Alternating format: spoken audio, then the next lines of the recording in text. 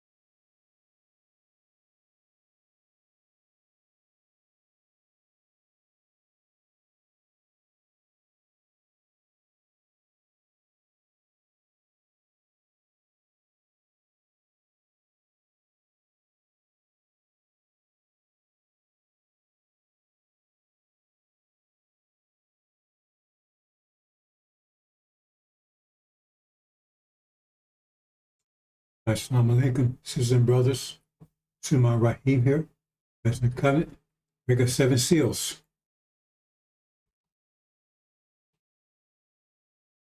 My brothers and sisters, sort of a redux of the last couple of days. Have a better microphone. I speak more clearly for this. It's very important, brothers and sisters, that you understand this.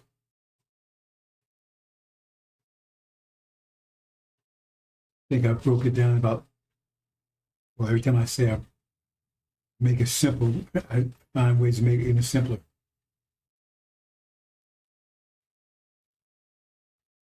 But unfortunately, I don't have the golden voice like Mr. Farrakhan. So it doesn't come through as clear as I would like, but I'm working on it. At any rate, $5,000, brothers and sisters. You might ask yourself, why? Why has it been out there so long? No one's ever come to claim it. Ask yourself that.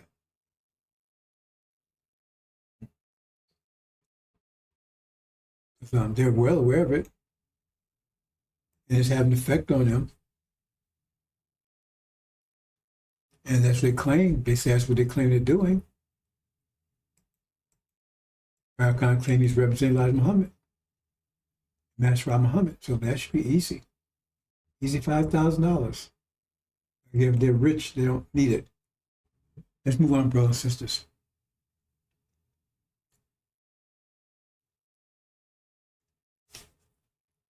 Check my voice again.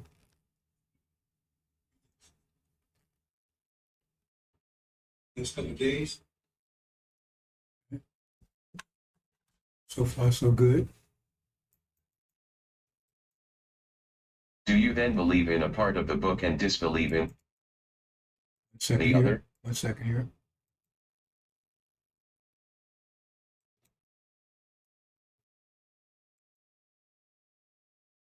$5,000. Cash payment to anyone who can prove that what lying son of a devil Farrakhan is preaching is consistent with the lessons, supreme wisdom, of Master Fard Muhammad Elijah Muhammad's representation of his teacher Master Fard's teachings.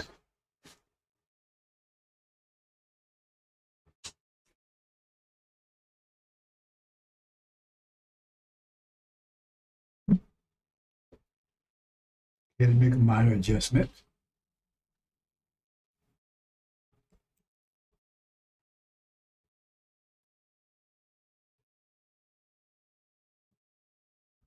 Do you then believe in a part of the book and disbelieve in the other?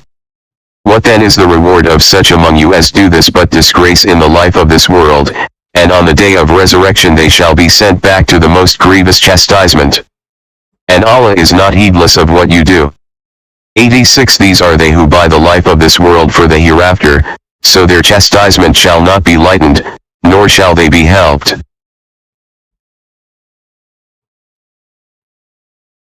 It's obvious they're guilty of that most grievous chastisement. They're obviously guilty on the most fundamental point. We talk about three things. I'll reiterate. Malachi that's one of the main books, right? That's how they used to prove that Elijah Muhammad is the messenger. Malachi mentioned the messenger of the covenant that will succeed the messenger. Succeed. He'll come to Elijah's temple. He's the messenger of the covenant. They never mention him, not once, ever. They say, oh, Elijah's the last one. That's not what it says. It's called a messenger. He's a messenger of the covenant. They totally dismiss him, never talk about him at all. They said that's the one that the people would be seeking. So why do they mention it? Number one. Number two, what is the covenant he's the messenger of? Okay, we go to Genesis for that one. And we see Abram have his vision of horror. The seed will be of strangers, land not theirs. And they will suffer for horror for 40 years, and they were rewarded because of the sacrifice. There wasn't a punishment. You don't reward people for being punished. That they will return home. And that's a covenant. It says, it mentions it's a covenant. A covenant that God made with Abram. They return home to Arabia, and it says specifically between the river Euphrates and the river Egypt, that's Arabia. They don't mention that either. They don't mention that. That's not a covenant? Never. Don't mention the covenant. Okay, then who is the messenger of the covenant? Okay, we go to Exodus for that. Exodus, right in the title. Exodus. We find that there was the God. Now remember, they're on board with Genesis, Abram's vision of horror.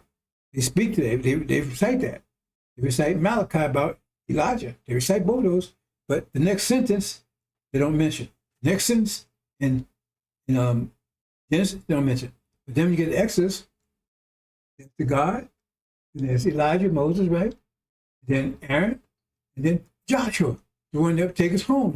That's the messenger of the covenant. So Joshua is who the messenger of the covenant is. Don't mention Joshua, never. Never mention Joshua, never mention the messenger of the covenant, never mention the covenant. All three things are connected. They never mention them at all. None of them. They tell you Elijah's last one, which clearly messenger of the covenant succeeds him. They tell you, oh, we ain't going anywhere, where it tells you clearly that the covenant says we'll return home and tell you exactly where to. And they'll mention who the messenger of the covenant is, that'll be Joshua, who succeeded Moses after Aaron was put down for being so wicked and evil, a hypocrite. There it is, brothers and sisters. Now, move on. So they're obviously guilty of that. The three things, they're very important. They're crucial, they're crux of Elijah Muhammad's message. That's the crux of it. The whole point. God came and take us home. Who would lead us? When? Where? Never mention any of it. Absolutely.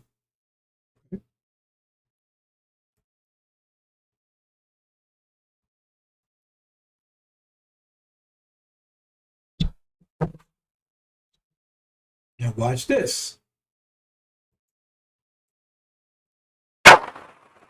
I gotta do this. Do you mind? Yes, I'm gonna do something. I don't want to put my brother on the spot. See, this is this. This is something else. Love and faith transcends color. And the reason why we embrace Father Flavor as a brother is because we find him on the battlefield of justice, being a true disciple of Jesus. And the last thing I'll say is you'll never call us racist. Yes, sir. Yes, sir. Because this day that we honor Yes, sir. Master Fard Muhammad, if you see an image of him, put his image up. Yes, sir. That's the man whose father was a black man and his mother a Caucasian. And how many of us have a parent that's a Caucasian or grandparent? It's not about color. Yeah. It's about our submission to the will of God. And in that we find common ground in unity. Yes, sir. So I'm only one shade lighter than you. And Mustafa may be 4 more shades lighter. We a family. Let's stay a family, be a family, and love each other as God would have us to love each other. We love you, Father.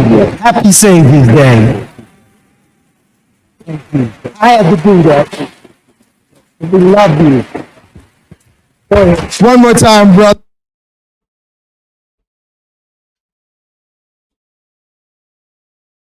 No say. He's not honoring the God.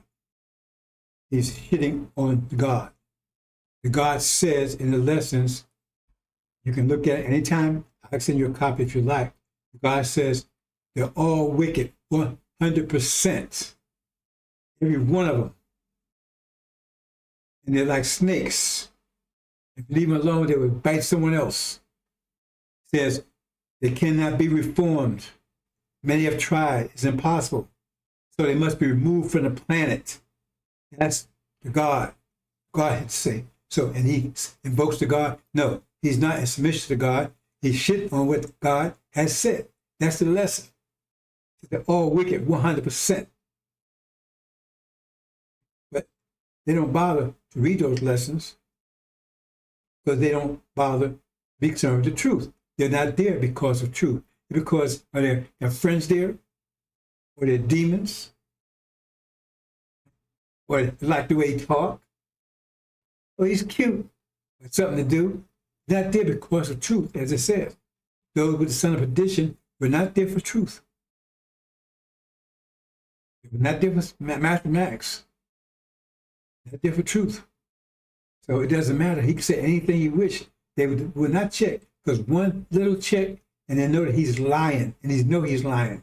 Because the legend says totally opposite what he says. Total opposite. Move on. Here's the one, he's kissing him. Farrakhan is cursed if you didn't, when the word that in 1955, his head's blown up with radiation pellets of cancer. He's been pissing and shitting in a bag ever since. And now he's, I guess he's incontinent all the time, but he's incontinent now. Can't wipe his own ass. That's why he doesn't show up in public. He's mumbling. You have to watch him. When he feels hunger, remember, he's pissing and shit in a bag. He thinks that's food. You have to watch him. Turn the head, next thing you know, he's got shit all over his face. That's the Messiah. Farrakhan.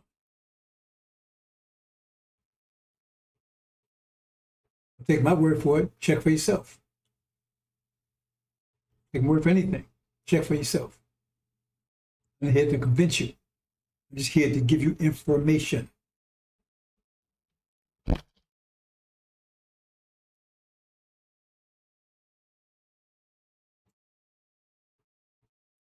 There's Brother Khalid.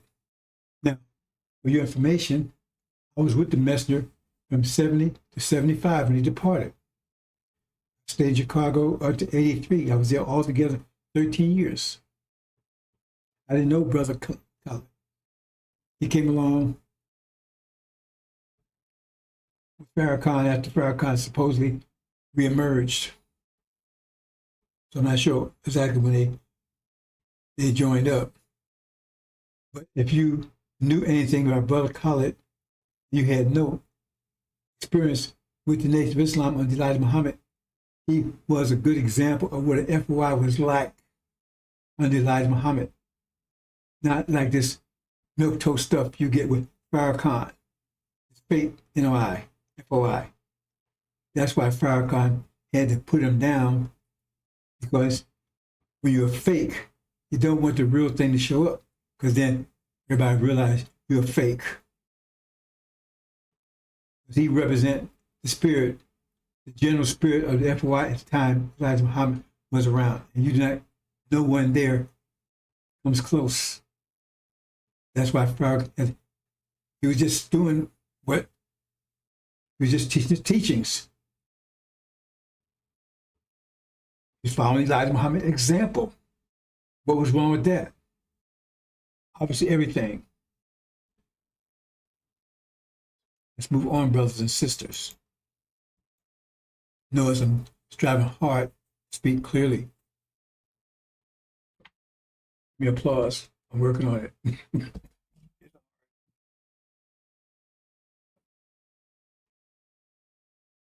Here, this is what they're all about, brothers and sisters, Benjamins.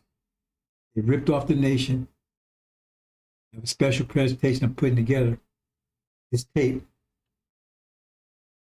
where Wallace and Farrakhan tore the nation down, got rid of it. Not just Wallace, Farrakhan was, he tried to say, well, Wallace did. No, Farrakhan was right there with him. Farrakhan was bad-mouthing too. They ripped the nation off. All the nation assets were in the name of the believers. They went to court, said that's Wallace. Farrakhan didn't contest him. That belongs to my father. He did all this, got all hands on all the money. They got all the assets and left the believers hard work. Believers gave their blood. I made great sacrifices to be in the Nation of Islam.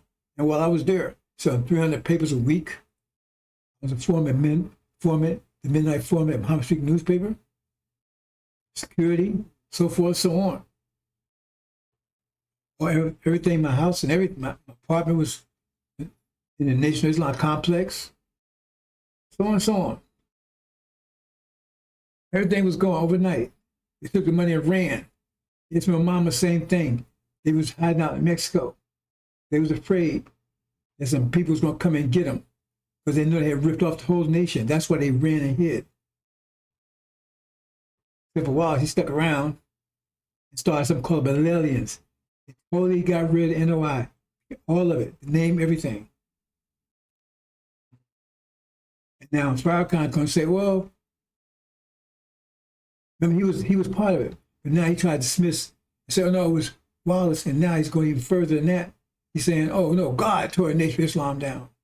We got a special presentation, got him saying that. It's thick. Where's the money? He's a multi-millionaire. How did he get it?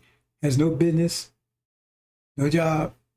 His job is milking NOI, pimping his sisters who do fundraisers for him because they can't get the males to do anything. In addition to that, they don't even print their own paper. Synagogue of Satan prints the paper for them. It's that. It's that. Move on, brothers and sisters.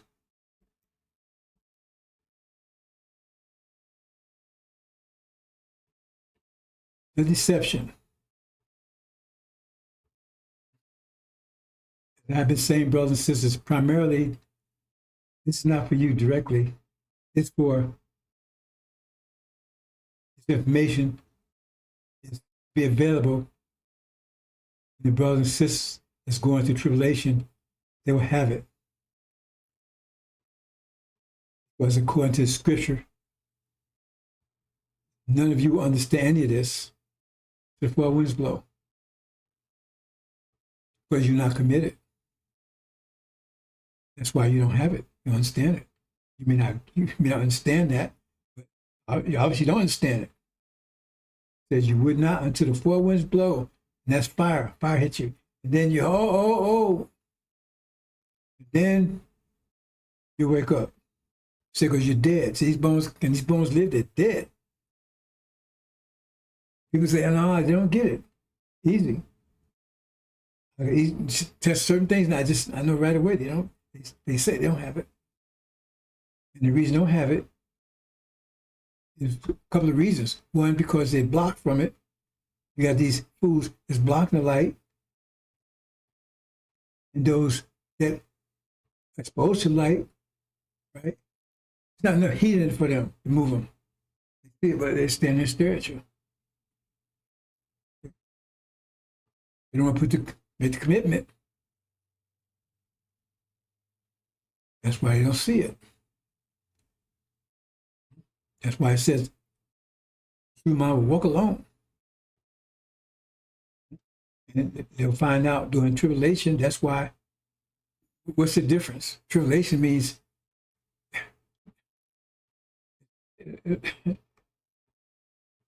it's all. I mean, hell breaks loose. You either sink or swim. See now, I mean, I think I stick the toe in the pool. I don't know if I'm getting there or not. Tribulation come and throw you in there. You know, stick your toe in. Oh no! So and then that's when you realize you're gonna sink or swim. Because now, I don't know, man. I stick a toe in there. Mm-hmm.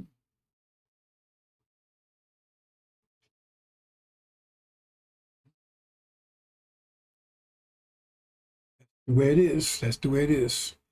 Let me move on, brothers and sisters. Simple formula. Discipline times energy equals power. Keep that in mind. That's the focus, the bottom line here of what I'm going to be talking about. Discipline times energy equals power. If you have no energy, it doesn't matter how much discipline you have. No power. If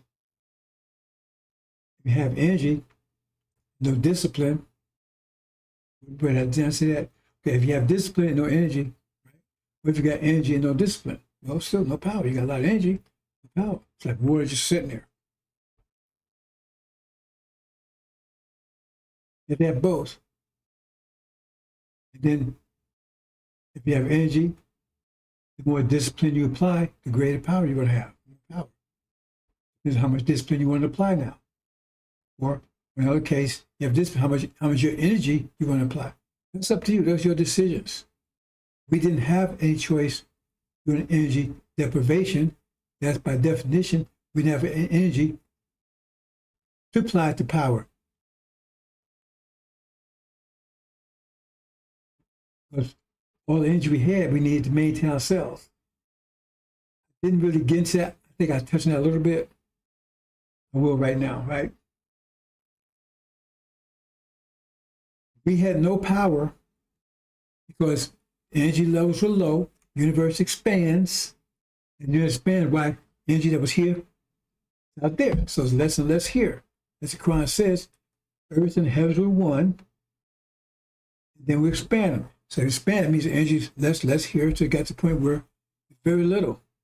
Not enough energy to maintain ourselves. Take energy to blink your eyes, go to the bathroom, to talk, to think. Anything, any action requires energy. Your body's all about action. You're alive. So we just had enough energy to maintain ourselves. Now, I didn't talk about this before. Do a special presentation, maybe I'm thinking about it. Say you have a situation where you just have enough energy to maintain yourself.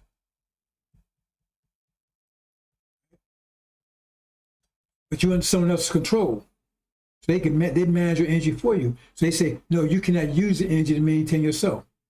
Think about that. You got 1,000 units of energy. You need 1,000 energy to maintain yourself. You know, stay healthy. You have energy for anything else. No energy to have a mate. No energy to have children. No energy to just enough energy to maintain yourself. 1,000 units. They say, no, you got to use 700 units. But what I want you to do, then you only got 300 to maintain yourself. So now your body is suffering. It's in pain. It's burning itself up. It's destroying itself. You don't live very long. You burn yourself up. You don't live very long. You're sick. You're tired. And that's exactly what happened to the Holocaust. See, I didn't speak to that. I've been meaning to, but there's so many things. And I need to do a presentation just on that by itself. Think about it. Master said no. See, because having any mention something means, okay, you're there, you're alone, you got enough food, you get food, take care of yourself, right? So maybe you're out there to do exercise or whatever, okay? But now somebody come and take hold, control you. Now they want you to, no, I want you to pick cotton for me. I want you to do these things for me. So now they're controlling how you use your energy. So now you're using energy to maintain yourself. But all you have is enough to maintain yourself, but now you can't use it for that purpose. So they let you have just enough energy to keep you alive. Feed your shitlings. Let you have hours, 2 hours sleep a night. See? Work from sun up to sundown. Sunset, whatever. So that's why if you go back and look at our history during the Holocaust, they said the average slave lived no more than 4 or 5 to 10 years in those conditions. Check it out. When you see those people say, man, they look real old, look at him. Go check, don't take my word for it. Go check it out. They look real old. The guy looked like he's like 9 years old. He wasn't no more about 25, 26. That's how hard they worked us. So fuck you, Farrakhan. We're going to forgive him. Oh, let's forgive him. They need to put your ass back there.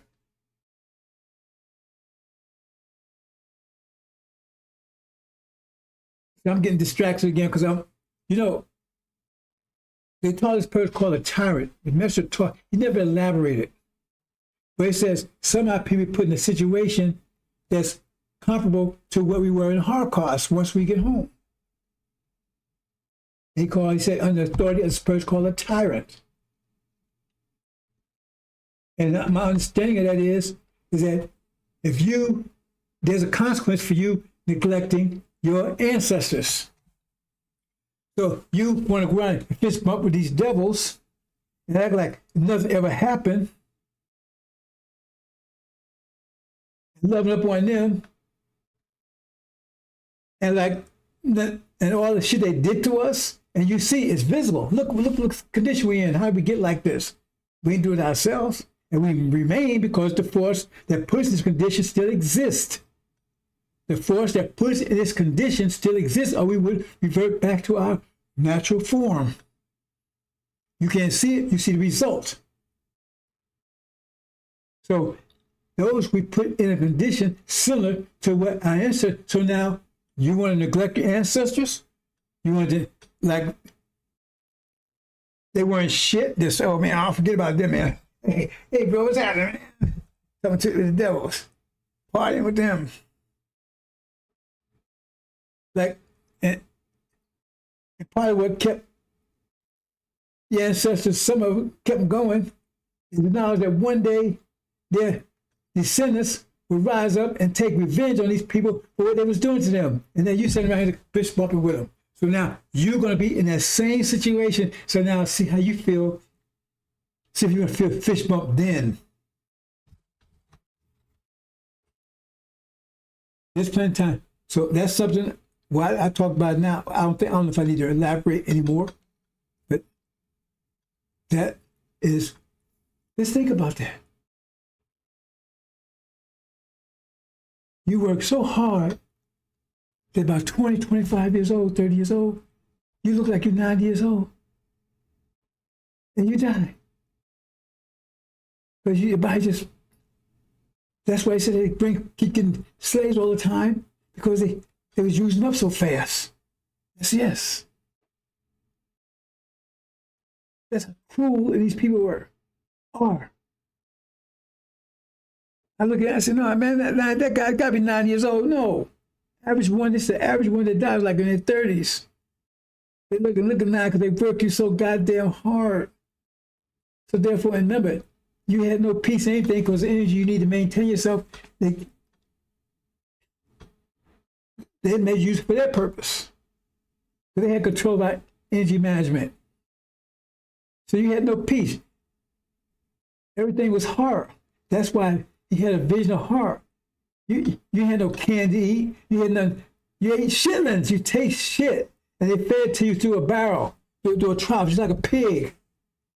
So you had no pleasure in your life at all. None. Zero. None. Couldn't touch your own women. Yeah, no, none. Just constant terror. And it's a terrorist nation because the only way you can maintain a system like that is with 24/7 terror, constant, 365, all the time. This went on for hundreds of years. Now you're going to tell me, oh man, now, fuck that. Let's move on, brothers and sisters. So now I was going to have a special presentation just to speak to that. See, I never talked in that sense. But like I said, I keep being told, you're assuming things and realizing more and more, I can't assume anything. But I said, somebody should apply the math and see that for themselves. If they maintain our energy, then we had enough energy to maintain ourselves if we was in control of ourselves. But if we're not in control of ourselves somewhere else, then they're going to use that energy for their use. That means we have enough energy to maintain ourselves. Then we're in a state of horror, state of extreme torment, affliction. And they just give us enough energy to keep us alive. And not for very long, even that. The NFL, the NBA,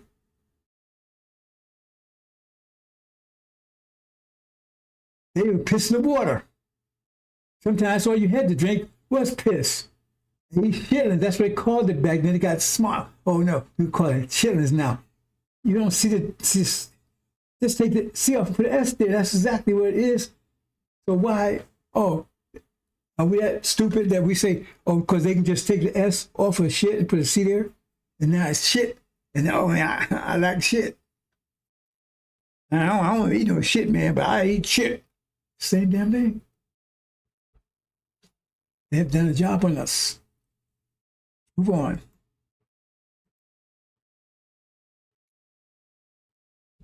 Okay. Let's get to the main point I'm going to talk about in different ways.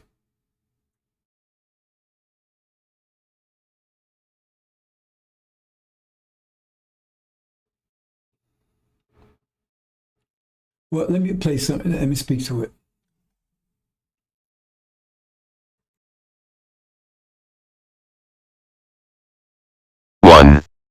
And it shall come to pass, when all these things are come upon thee, the blessing and the curse, which I have set before thee, and thou shalt call them to mind among all the nations, whither the Lord thy God hath driven thee, to, and shalt return unto the Lord thy God, and shalt obey his voice according to all that I command thee this day, thou and thy children, with all thine heart, and with all thy soul.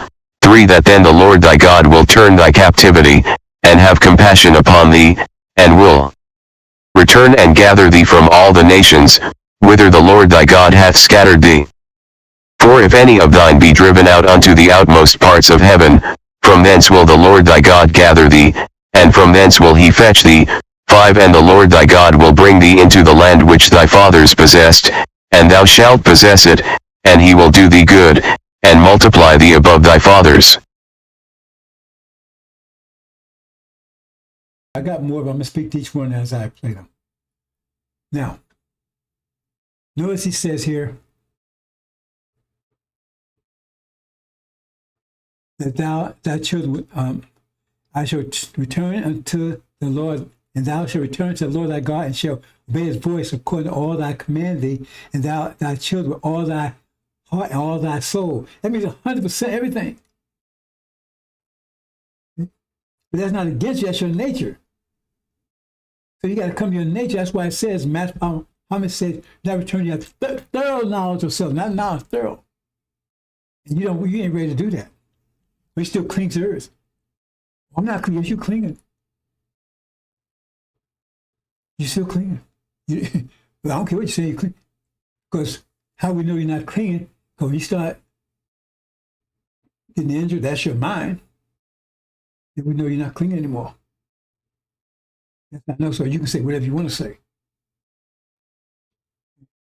That's the test. All the heart and my soul. And what it says, it's going to gather you, and then thy Lord will turn thy captivity. Bring us out of here, and have compassion upon thee, and will return and gather him all the nations. See, what you got to read here is that for the devil, that's a problem. Because that's against their nature. For you, he's telling you, return to your nature. Why would you want to touch your nature 100%? He's telling you, you cling to earth because you're not returned to, because he said, you're not returned to your nature. Because if you did, a bird is a 100% bird. You got a bird half a head, but well, you got chickens. I don't know what you call them. 100% bird. Well, they get eaten, don't they? Lions are 100% lions. But we're not 100% because look at us. We're not 100%. Look at our names, our religion. No. But why wouldn't you want to return to be who you really are 100%? That's what he's telling you. Once you return back to your nature, you're 100%. Hey. I will gather from all the nations because isn't that what Master Farce Muhammad said? You will not return until then you gather all the nations. Bring it home then. See? And any of them be driven out to the utmost river. And the Lord thy God will bring thee into the land which thy fathers possessed. Our fathers possessed. Arabia. Now here, America. And thou shalt possess it. He will do thee good and multiply thee above thy fathers. You'll be even greater. You go, your diamonds now. You're greater than your fathers were. That's what it's telling you. Move on.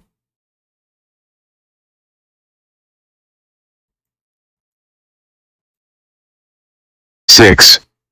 And the Lord thy God will circumcise thine heart, and the heart of thy seed, to love the Lord thy God with all thine heart, and with all thy soul, that thou mayest live. 7. And the Lord thy God will put all these curses upon thine enemies, and on them that hate thee, which persecuted thee. 8. And thou shalt return and obey the voice of the Lord, and do all his commandments which I command thee this day.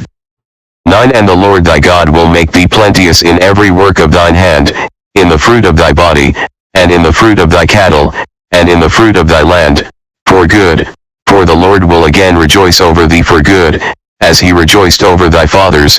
10. If thou shalt hearken unto the voice of the Lord thy God, to keep his commandments and his statutes which are written in this book of the law, and if thou turn unto the Lord thy God with all thine heart, and with all thy soul.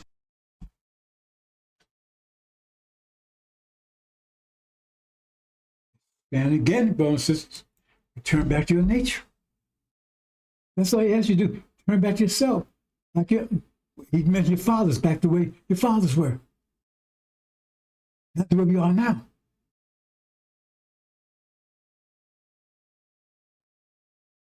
By the law. Or your heart. It's the law. Let me see. Where is it?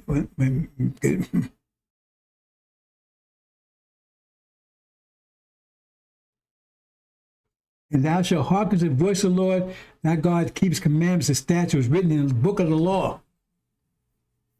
That's a discipline that's natural to you. He didn't ask you to be unnatural. He's telling you to come back to yourself. You might come back to where your fathers were. Because someone took us out, away, and now Or he's telling you, he's not telling you to bow down and submit. He's telling you to return back to yourself and your Father's word, back to your natural nature, and apply discipline. And that's part of your nature, discipline. Because we're the most disciplined people on the planet. That's what it's saying here. You say you were sinful. He's saying just return back to who you are. Because he's saying you're sinful and everything. So, well, like Farrakhan's saying, right? We're not sinful people. He's saying you're righteous people. Just return back to who you are. Turn back to yourself. He said we're sinful like Farrakhan. We're righteous people. We need to turn back to our righteous nature. The law. Because he says later it says the law is written in our hearts. That means that's our nature. Just tell us to return back to our nature. And the law is mentioned discipline, not just because discipline is part of our nature. So it's hard. See, I use it separated, but for us, discipline is part of our nature. That's something we have to be taught. So to return back to discipline, the devils had to be taught discipline. Discipline times energy equals power. We have natural discipline. We just been taught against discipline. Everything we've been taught here is against discipline. We'll talk about that in a minute. Move on.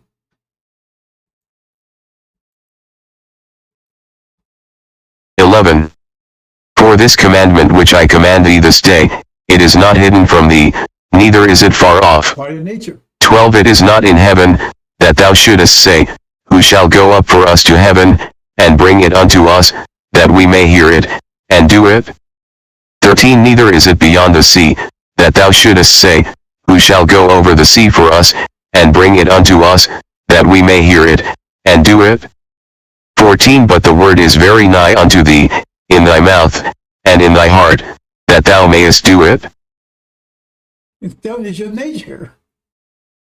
It's telling you come back to your nature. So submission to Allah is just your natural nature. So it's really not submission. Like my hand onto my hand that's submit to me, it's part of the body. The devils have to be in submission.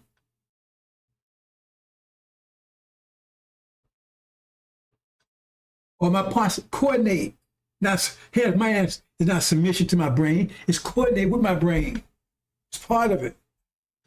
You understand? That's your nature. Discipline. It says not far from you. That means it's in you. It's not in heaven. You got to go to heaven to get it. You got to go across the sea. You got to go to Sunni land to get it. Well, it's telling you got to go to Sunni land to get it. You got to go to Farrakhan to get it. You got to go to Jesus to get it. It's in you.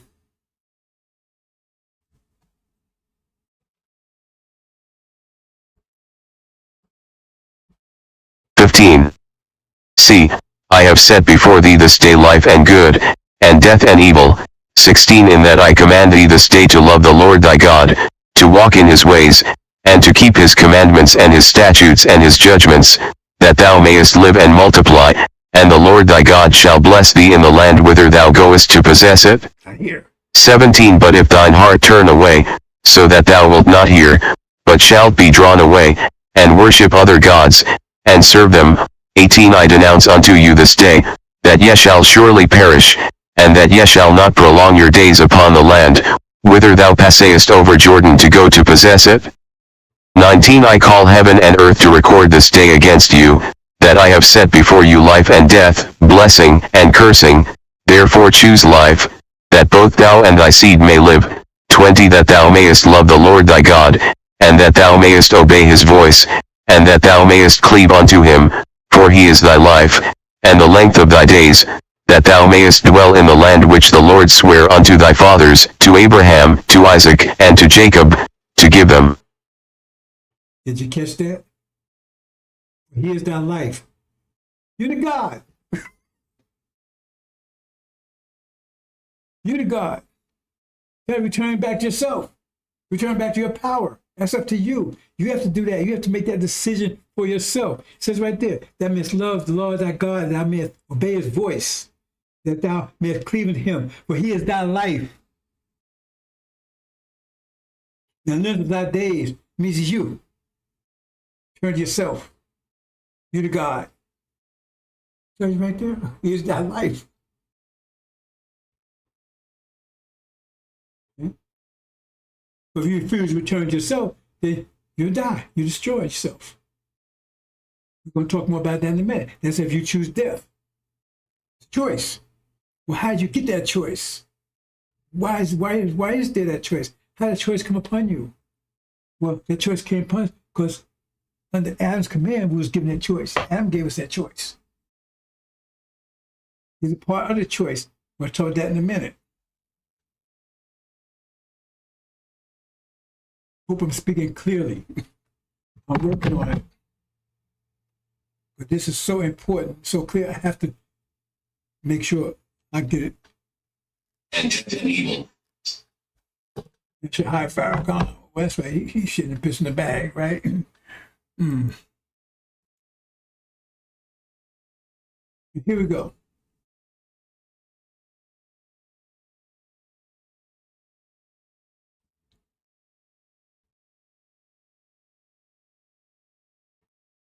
Whoop. Mistake. Hold on. Oh, I did that one. Ooh.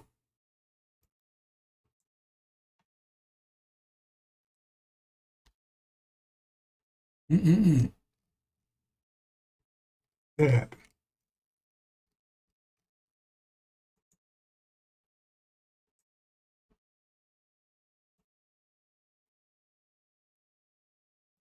Thanks, same thing, brothers and sisters. Oh, that was switcheroo.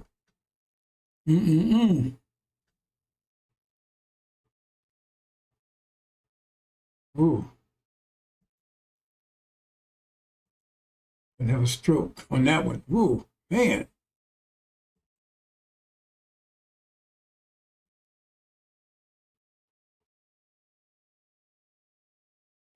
Hey, hold on. So go here side. I'll do it this way. Well, actually, let's do it this way.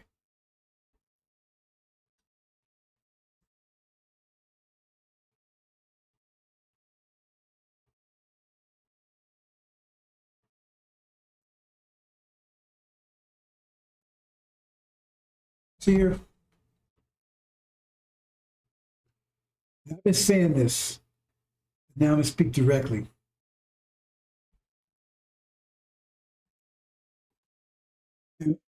There's another verse that I'm going to show you in a minute that's going to amplify this.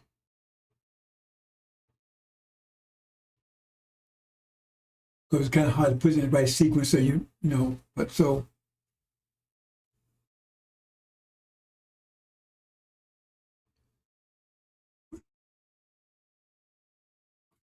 I'm going to explain the verse when we get to it. The bottom line is, you got the law. See, Adam had the sealed Bible. The sealed Bible has two sides to it.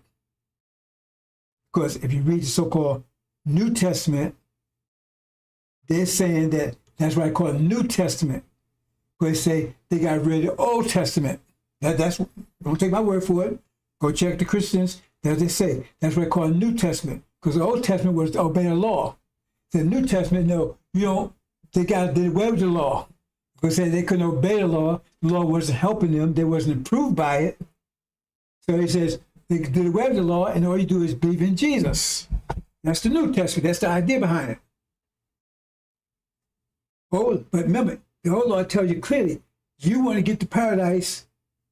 What was reading about, you have to. That's the only way you be successful with the law. But there, what was the God was wrong? Because he tell you, the only way you're gonna be successful and powerful is you have to obey the law. But over here, say no, you don't have to obey. So it's two arguments there. counter. Because this say clearly, you gotta, the only way you're gonna return home, you gotta obey those commandments. And then you'll be powerful and everything else. Over here, it said, oh no, the law is no good. We did away with the law. This is sealed Bible. That's the Bible that was given to Adam. Adam was given power to rule. Adam could never rule us if we were disciplined. This, I know it's too complicated for you to understand, brothers and sisters, because this gets really deep into the scripture here. Because you got the idea about God's love and all this crazy stuff. So therefore, you can't understand this because you understand the nature of God. You can't. Well, you can understand the nature of God because you are God. But right now, you're not in a situation where you can't understand because you have to understand yourself first. So you got two things. That's why it says, I present, because he said, I present before you. So whatever he present two ideas to you. You get Exodus 2 where Moses set up that cross. See, now it comes into focus now. Remember he set up the bronze serpent? Why would he do that? Why he set up the cross? Because I sent both of these to you. Why would you do that? One thing is to let Adam rule for his, because we had discipline if we did have it. I mean, we had it. I'm saying if we had power, right? If we have discipline, because they have to be taught discipline. We have it naturally. But they want us to submit to that. I'm going to see if I can explain this without going into too much detail, brothers and sisters. Remember they said we'd be better than our fathers. There's a conversion take place. So let's make man our likeness, our image. You move from angels up to gods. Only way you can do that is with intense pressure. So you have to submit to intense pressure. If you got a piece of coal, he has to submit to stay on the ground for 1,000, 10,000 years, whatever. Otherwise, he climbed way out. He's never going to return to diamonds. He got to submit to stay under that pressure, even though it's terrible, right? If he's alive, thinking being, he'd have to agree to stay. Otherwise, he'd climb out. Man, it's too much. I climb out. Then he would never turn to a diamond. And we did not want to be in the Holocaust. Some of us killed ourselves and all those kind of things we're going to talk about later. So we was told to submit. But how long? And you told us to submit. Okay, but once we got to Holocaust, that knowledge of our agreeing to submit was gone. They took everything. So we don't even know why that we agreed to submit. We don't even know how we submit. We don't know anything because that knowledge was taken from us. So that knowledge had to be reinforced another way. Right? And that's what they taught us. Submit to your husbands. Submit to your master. Women too. Obedience, obedience, obedience. No. No law. We're not taught law. We're not taught discipline. To obey. So by obeying, we endure that intense horror. What was the pressure? The pressure of it transforms us into gods. But we didn't have knowledge of what we was doing at that time. So that's how they got it, because that's what the master taught us. He was teaching us that. Submit, submit, submit, submit. That's all we had no knowledge of anything else. Because that was the book, holy book. I don't know if I'm losing you here or not.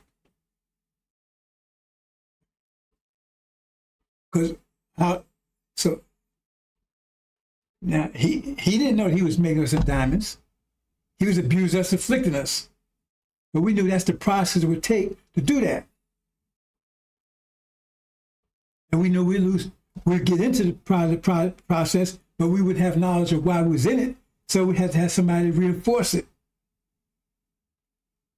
To make sure we stay in that process for the whole 400 years that it would take for us to make the transformation. Now, like I said, brothers and sisters, this gets into like calculus, and I warned you. But you still down here with 1 + 1 = 2 stuff. And when I go in some further verses, what I'm going to show you in a minute, you get some hint of what I'm talking about. See? So that's why I say I present before you too. See? Okay, so what does that mean? That means when you're not able to make a decision, as long as you're in Holocaust. Once you come out of Holocaust, and once who presents that to you? Elijah. You see?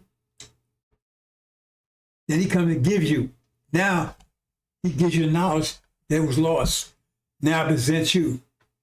Choose Christianity or choose mathematical Islam. Choose Master by Muhammad, Message of Covenant, or Son of Perdition. There it is. I said before, if you choose this, choose the law, choose discipline. If you choose that stuff, Scientology, hanging out, partying, it's death. You will have no power. You'll be destroyed. Choose this. Choose the law. Because as he came with the law, he enforced it.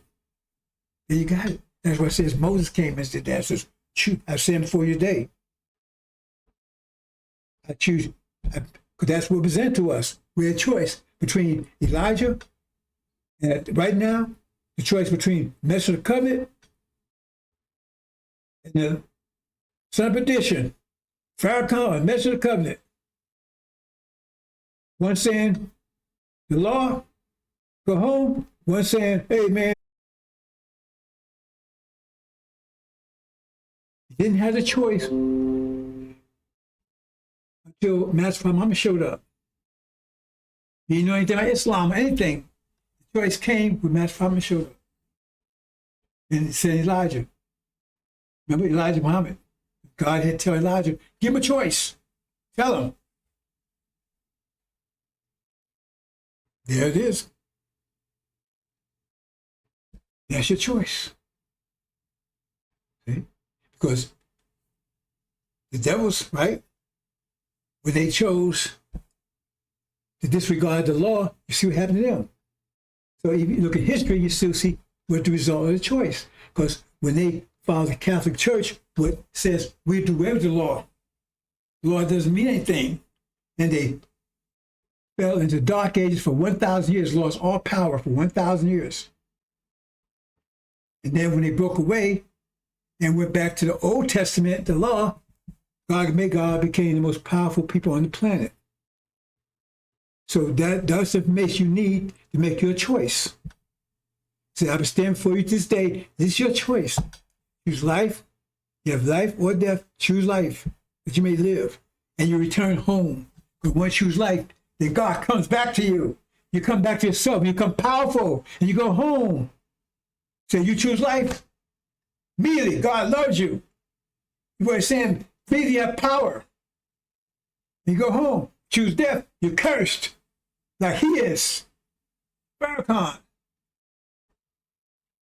don't know if I'm making it clear enough for you, brothers and sisters. I'm talking, I'm working on my voice, but this is so important. Can't think I can make it any clearer than I keep saying that, but I find ways to make it clearer. Yeah, boy, it sounds so good so far. Do you understand, brothers and sisters? That's the choice. The law gives you power or powerlessness. Scientology, loving the devils, want to stay here. All that is what they said in their statements. You stand here, you get cursed. You abandon God, you're rejected by God, it means you have no power.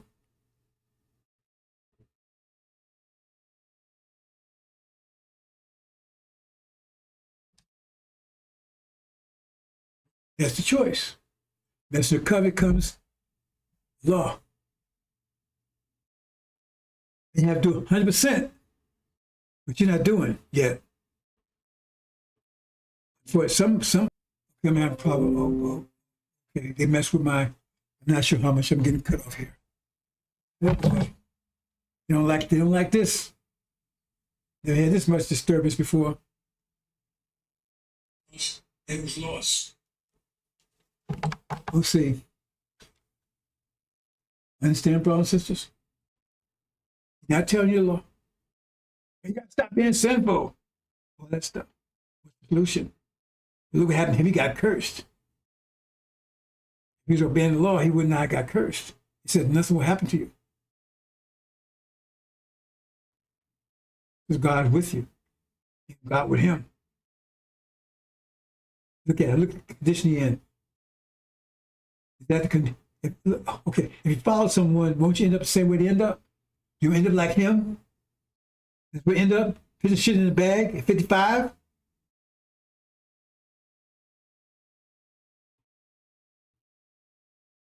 Wearing diapers? I'm 76. Excellent shape. I'm tired though. I am that. I'm tired. Move on.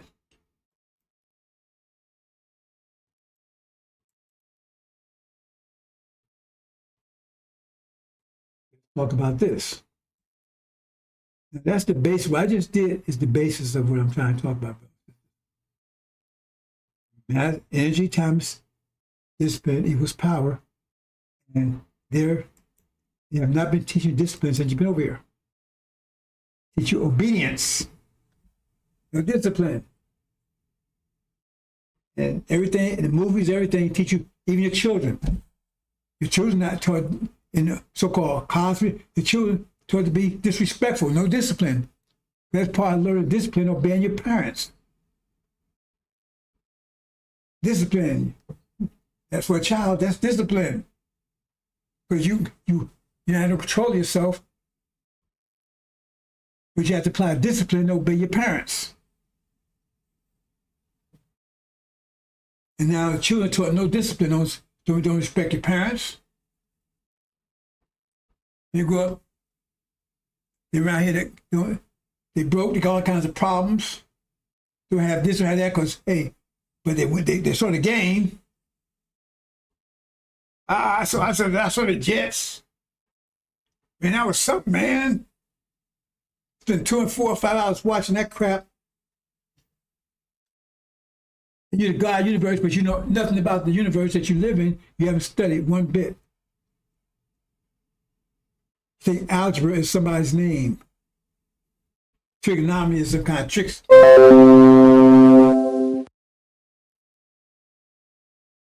Well, they distorted my, I don't know if this is going to work, bounces, because they distorted my, you get his message. They distorted my stream. You don't like this. I never had this before. Never had this problem before. Every now and then, a little bit, constantly keep doing it over and over.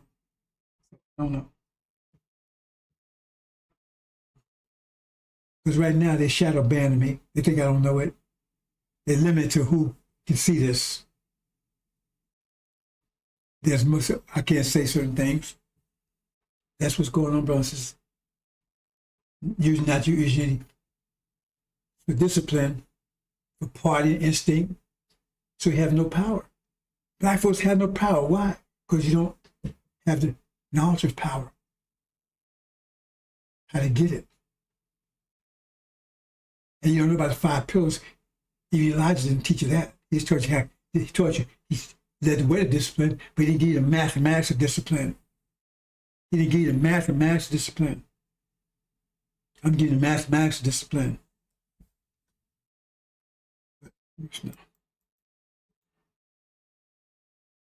See this? So when you see abomination, desolation spoken of by Daniel the prophet, standing where ought not be. See, these are simple things that you have no knowledge of. But that's going on right before your eyes, but you don't, no one's calling it. Look up abomination. Basically, I'm paraphrasing, I think, but it says, the uprising was put down with extreme cruelty. That's what's going on right there, the uprising. And if you read the whole thing, because remember the books, you have to put them together to get the whole picture. Because Mark, Luke, and Matthew, they all talk about the same thing with different perspectives. You have to put all three together to get the whole picture. So, so where is it at? Jerusalem. See? That's where the Bible takes place. That's stand in the holy place. Who has control of that over there? See what I'm saying? And it should not be there. Who should not be there? How come no one's talking about it? Because that's when hell breaks loose, when you see, but you understand that, because when you see it, when you understand it, you know what I mean, when you actually see it happening, I mean, in other words, the way they try to explain to you, even if they tell you about it, because they don't understand that's happening right now, it's like, oh, when you say an event, no. When you understand it, what do you mean? When you understand it,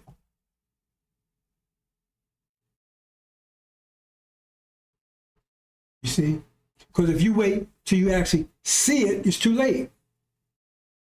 Because you got to flee in panic.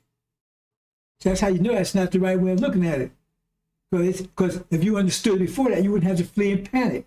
Because they say you can't go in your house, get your clothes, you can't get your baby, you can't do it. So that means, but if you understood it before, if you understood what was happening before that, you'd already done that. So you would, but now, when you if you understand it at the, right, if you understand too late, that means you're fleeing in panic. But I'm telling you right now, that's where it is. So if you understand that, now you're preparing. So when it's time to flee, you won't have to flee because you're already gone. You don't have to flee. You have to flee. Because when you flee in panic. That means you understand until it's too damn late. It's happening right now. But they hide it from you. And so when you recognize it, if you recognize it, you will be fleeing for your life.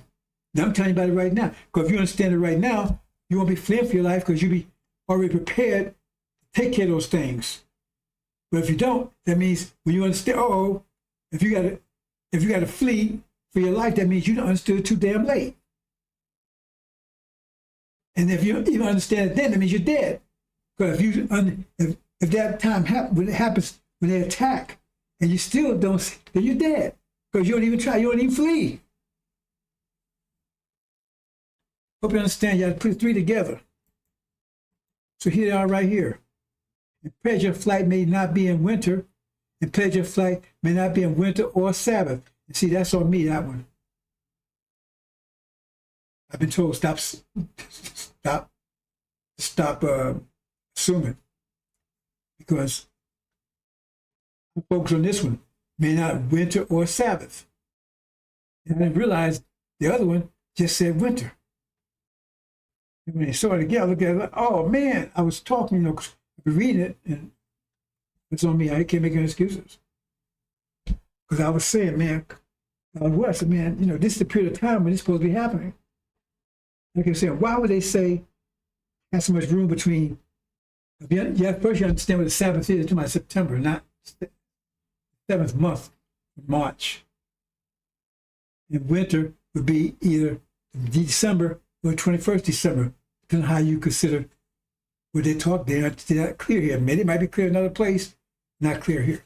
So at least it could happen in October, happen in November, and it can happen in December up to 30th. So because this happens, going to happen sometime, but it's definitely going to happen sometime between the beginning of October to the 20th of December. Definitely going to happen during that period of time. That's a lie. Why are they so open like that? Well, said no one would know but Master Muhammad for sure. Well, he's the only one who knows exactly. Mr. Come have a general idea, but he don't know. He would know the exact date for whatever reason. And so, so the only problem we got right now is what's the definition of winter. I'm not going to go any further, brothers. That tells you, that's why I'm doing what I'm doing right now, because we're there. I ain't gonna say anymore. We said this man knew exactly the time he wouldn't let that happen. And part of the reason why some of the things going over there right now, like this silence, because they saw that prophecy. They backed off. See, you're not paying attention to this, but they are. They tell you that in so-called story of Jesus and the three wise men. They knew, but Herod wanted to know. He tried to get it from them, but he couldn't. When Coke, he reacted, but he couldn't, with a shotgun, just shoot everything. He wanted to be able to pick that the individual, but since they wouldn't get, so he just shot everybody, all the children. And so you see, because people keep saying, why did Iran agree to stop? It didn't make any sense. I'm not saying more of that. But the point is that you can be absolutely sure that we're there now. And I said, oh. But then again, I'm not going to say anymore. I'm not saying anything else.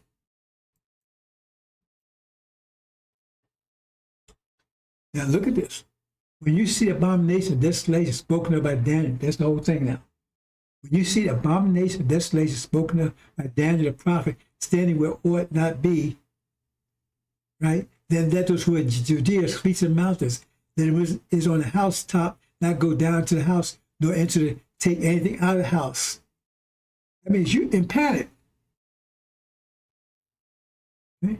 Because you didn't recognize it until it was too damn late.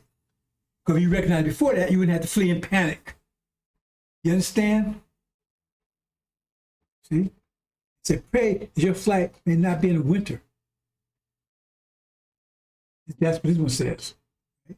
Woe those who are pregnant. You're not talking about pregnant women. You're talking about America. But America is pregnant with us at the same time that we give birth to us as a nation. When this happens, that's when the nation is born at the same time. See, all this happening together. You think all pregnant women know. Woe to America. America's pregnant with us. See? But they have the great tribulation since not been since the beginning. Once this war resumes, then you see this. It will resume soon. For the end of the year. I'll leave it like that. Okay, that's talking about abomination desolation, right? That's what's going on right now. It's so-called Gaza thing. That's abomination desolation. It's abominable cruelty, and everything's been desolated over there. They're desolating everything. Why can't people see it? The whole world sees it. It's well observing this. Let's look at the next one. Therefore, we see abomination, desolation spoken of by Daniel. So that's another. Matthew or Luke, one of them, that's what they're writing. Standing in a holy place. See, here's a standing in a holy place, where it said before. See? Standing where it ought not be. But now, so if somebody standing in a holy place, it shouldn't be there. You put that together, who's that? It's Paul says, but they shouldn't go there. They should be there. See? Let him who is filled flee again. So the same thing. Just give you from a different perspective so you can identify who exactly talking about. See? Let him in housetop again. Those who pray and pray that your flight may not be in winter or Sabbath. So they put you in that between the two. You know, sometime between those two. Sometime between the beginning of October to the 20th of December.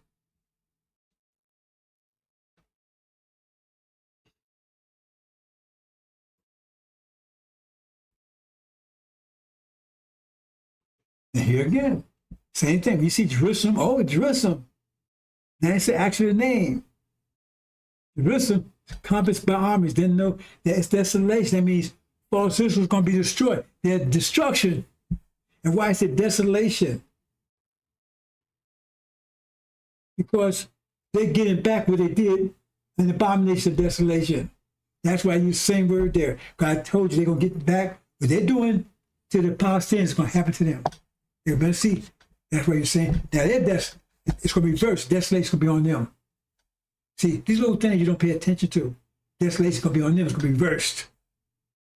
They're going to be destroyed. Let them go in Judea flee. Same thing again.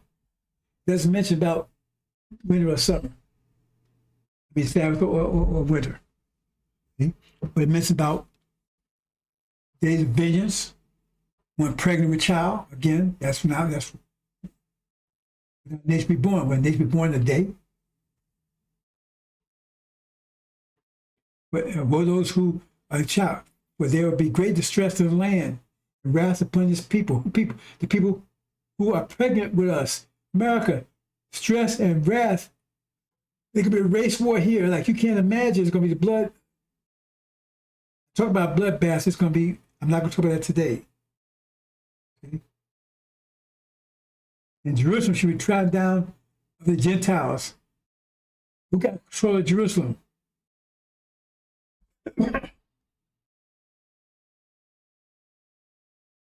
They shall fall by sword and shall be led captives to all the nations. It means those remaining of the devils here that survived, they be taken captivity in all the nations. Because they're doing to them and they're done to us. They're doing to them double. What did they do to us? Didn't they take us captivity for 40 years, 5 years, or however you want to calculate it? So now they've been taken to captivity. Said, do unto them as they've done to you. So all the stuff they did to us, plus they're going to be in captivity to us.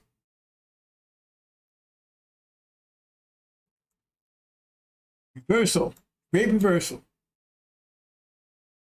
Hope you understand, brothers and sisters. That's the basis of it. A couple more things. Hope I have to go over that again. I think I spoke clear as possible, slowly. Other thing I want to talk about, but I want to make sure the point is clear. Let's look at this. And see, this is talking to Farrakhan. Woe to you who are rich. How did you get rich? Remember I told you they ripped off the nation. He's a multi-millionaire. He didn't have any business. He didn't have any right job. His job is ripping off the nation of Islam and pimping his sisters. Whoa, but whoa. I'm not rich in you. I'm not rich in money anyway. But you have received your consolation. Remember it said those love this world's life? They get this world's life. That's their consolation. There's no portion hereafter. So his riches is his consolation. So he has no portion for him in hereafter. None. Zero. That's what it tells him. He's rich. That's another way of saying, if you love this world's life, you get it, and you have no. So he tells Frank, you have no portion hereafter. You see whatever you think you might think you get. Deeper than that, but that's on the surface. Woe to you are full, for you shall. Remember, he said, I got everything. I got the tape. I play it here. I got money. He's full. Everything he wants. But now he's going to be.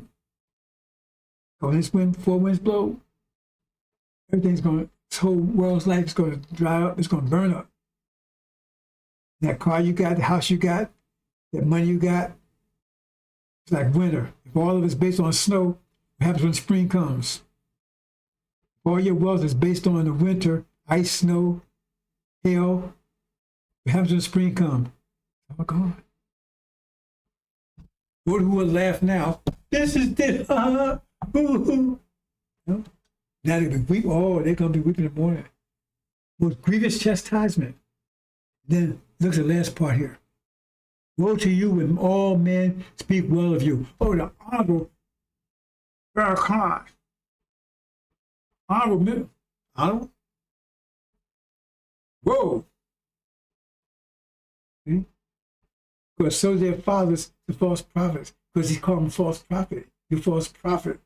They're speaking well to you because he is fake. He's not real. Whoa. Let's move on. What happened here? Hold on, brother. Something happened. Hold on.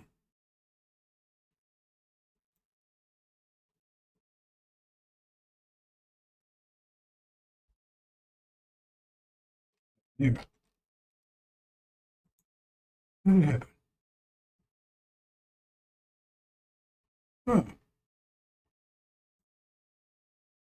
Oh.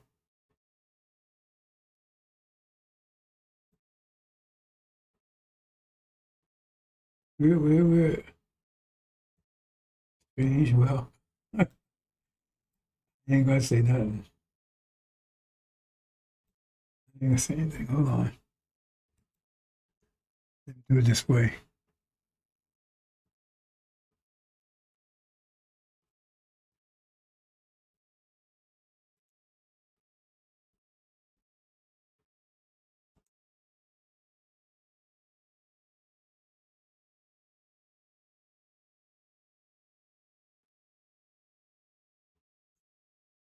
Oh.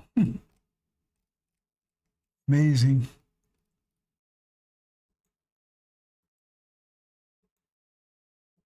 Okay, do it that way. Let me check something, one more thing out here. Okay,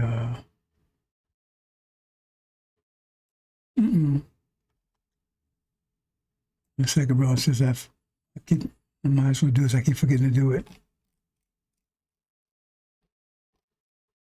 Oh no. Easier way to do it.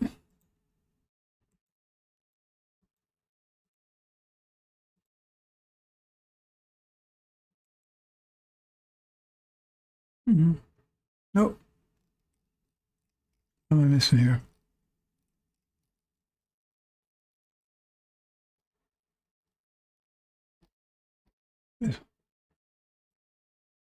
What am I missing here? Hold on. Missing. Did I take it out? I guess I did. That's why.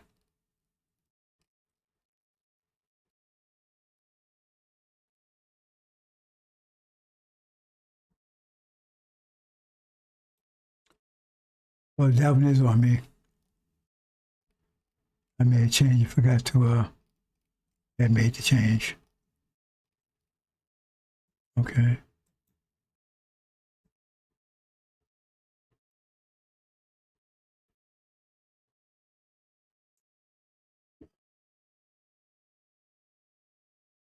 Hmm.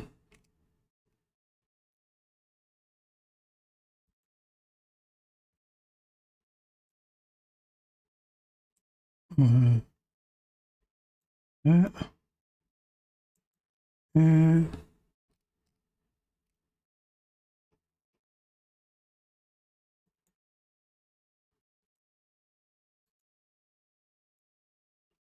okay, color more change, brothers and sisters.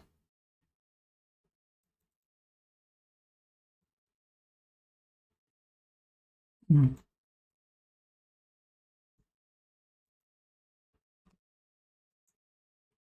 And this, that'll be it.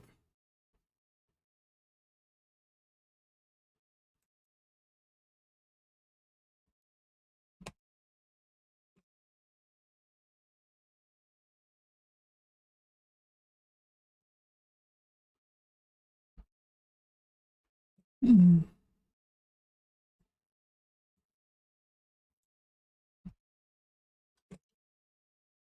One more second, brothers and sisters.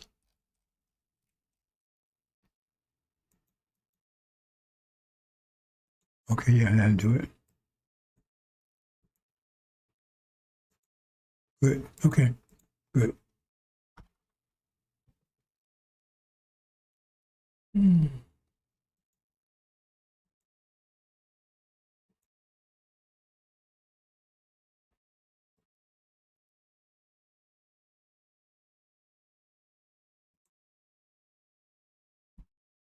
Okay. This is a shop. Knock it out, brothers and sisters. Blow away Farrakhan. He's already messed up anyway. Blow away him and all his folks. Truth. Blow away, make all things new means, make all things new, it means it's like the spring coming in destroys the winter. Spring destroys winter. All evidence of when you look at spring, you'll see ice, snow, hail. New season coming in. America represents the old season. Come on, brothers and sisters.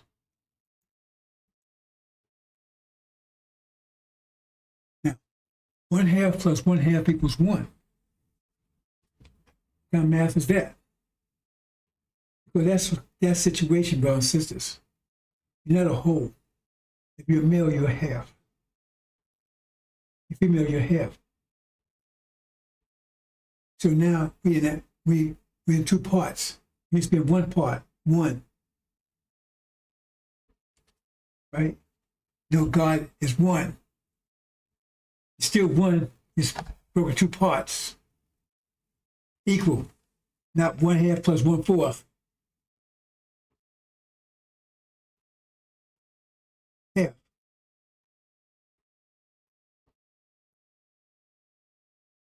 Equal.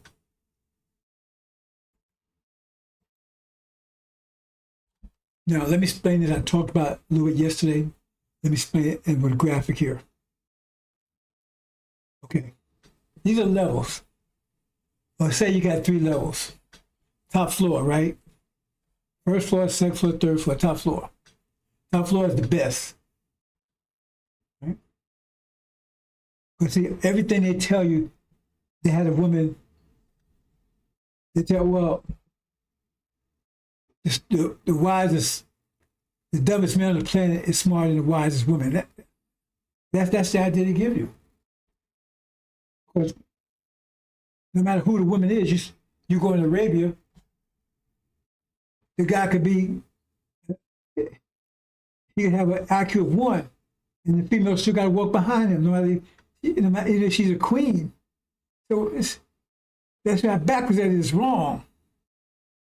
They got the wrong understanding of scripture, because the woman is taught, she's not taught power, she's taught obedience, same as taught us.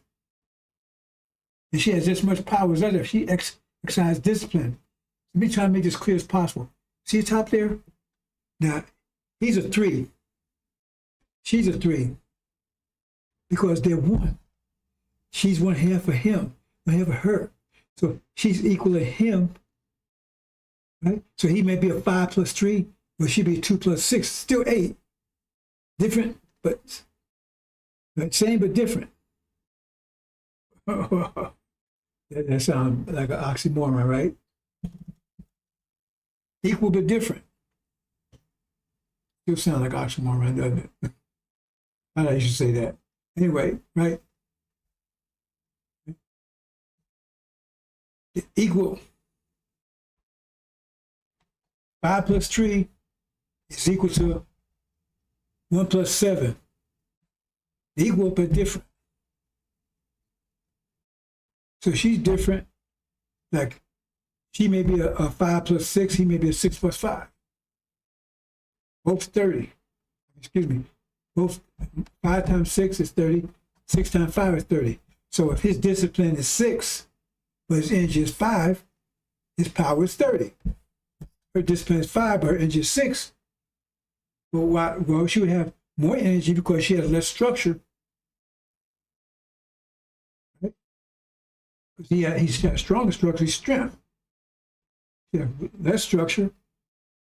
But beauty has its own structural concepts. I'll leave that alone. Anyway, you understand what I'm saying? Different but equal. So if he's a 3, she's a 3. He may be a 2 plus 1, she may be a 1 plus 2, both 3.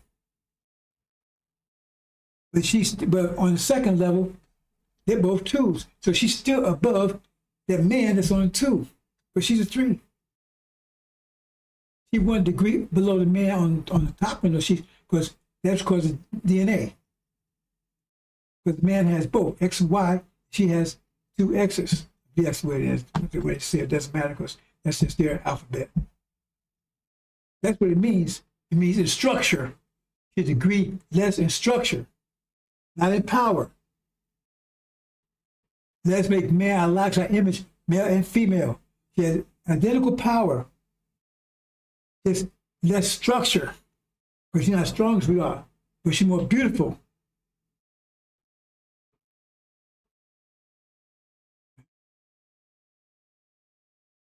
We have the strength, she has the beauty. We have X, Y, we have both components. She only have one of them. That's what it means, a degree less. But she has the same power. So therefore, in the center right there, they equal. But she's more powerful than one, if she applied discipline, than that man on the second level. Because he's only a 2. You understand? So when they say that she's more emotional than the man. She's more emotional than the man on the level. But she's not. But the man on the second level is equal to her emotion or even more. You understand? That's where it works. Because you got some men out there very emotional. You got some women out there, because my wife, for instance, she's not emotional at all. She scares me sometimes. She can be. But she does, boy. I'm ready for cover. 100 pounds, boy. Ooh, you need to be very much. Knock my ass out. I got to go to sleep. She ain't going to do all that. But what I'm saying is, she's not emotional. That's why we get along so well. Emotional wife, boom, drove me crazy. I know a lot of men could not keep up with her. She's emotional when it counts. That's the way it works. So we say she's emotional compared to you on your level. She's on your level. She's less emotional than the one at lower level. Some women, you have a degree of emotion. Some women are more emotional than others. Some men are highly emotional. You understand what I'm saying, brothers and sisters? So if she applies like discipline, she will be more powerful than that king on the second level.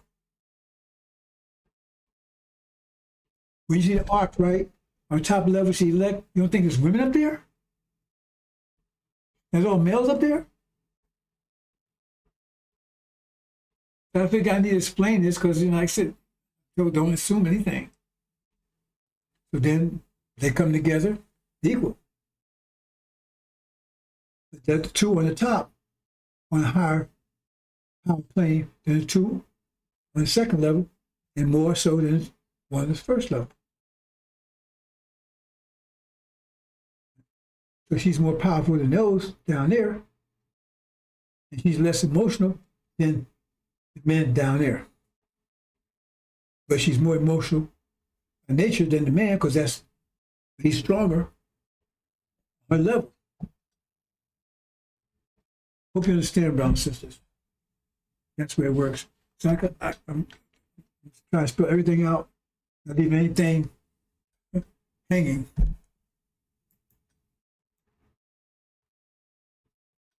Discipline times energy, power is equality. So if he's 5 times 6, he's 6 times 5, both with 30. He got 6. His discipline is 6. It's just 5, that's 30. Her discipline is 5, but her energy is 6 because she has less structure, she has more energy. Still same power. If they apply it, you gotta apply it. You gotta apply the discipline. But like I said on the birds, you gotta fly. Well, they got wings, you know how to do it. You if you got there trying to flap your wing, you try to do that, you be so tired so fast because the birds do it easy. Because it's your nature to do it. It's your nature to have discipline. You gotta teach a bird not to fly. They gotta teach you not to have discipline. It's your natural ability to have discipline. That's the problem. They've been teaching you for 40 years, no discipline, and that was okay because we need to be under this intense pressure. We need to stay under it to be transformed to diamonds. But now that has happened now. And now you lost discipline. The whole religion, Christianity, tells you no discipline. Don't worry about the law. Just believe in Jesus. So now you got a choice before you, death or life. Elijah Muhammad said, you got both now. And there's a little more to that. I'm going to show you in a minute.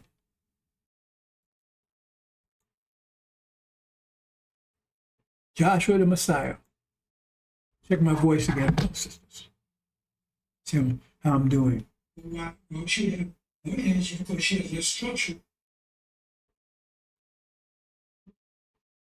Yeah, he's still strong, so his strength. Well, it's a little better. A little better, but my throat is slow right now. Let's read this. 1. Now after the death of Moses the servant of the Lord it came to pass, that the Lord spake unto Joshua the son of Nun, Moses' minister, saying, To Moses my servant is dead, now therefore arise, go over this Jordan, thou, and all this people, unto the land which I do give to them, even to the children of Israel. 3. Every place that the sole of your foot shall tread upon, that have I given unto you, as I said unto Moses. 4. From the wilderness and this Lebanon even unto the great river, the river Euphrates, all the land of the Hittites, and unto the great sea toward the going down of the sun, shall be your coast.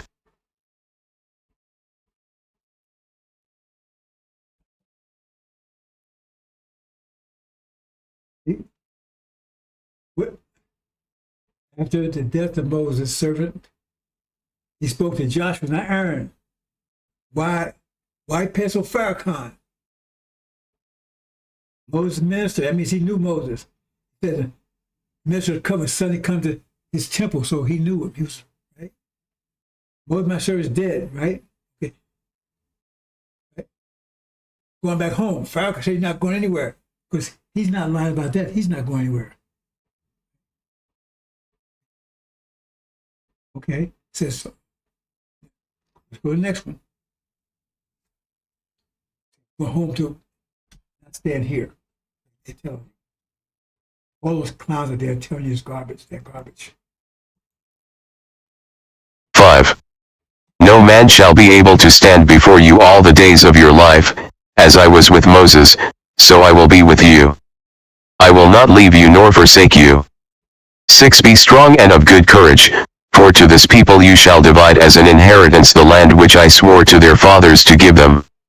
7. Only be strong and very courageous, that you may observe to do according to all the law which Moses my servant commanded you. Do not turn from it to the right hand or to the left, that you may prosper wherever you go. 8. This book of the law shall not depart from your mouth, but you shall meditate in it day and night, that you may observe to do according to all that is written in it. For then you will make your way prosperous, and then you will have good success. 9. Have I not commanded you? Be strong and of good courage, do not be afraid, nor be dismayed, for the Lord your God is with you wherever you go.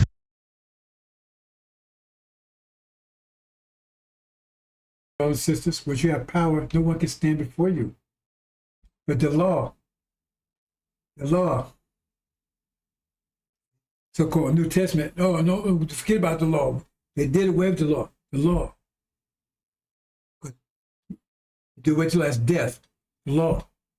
All these things will happen for you. So it's not talking to you just to mess with the cup. So everybody that does this, it applies to everyone that applies the law.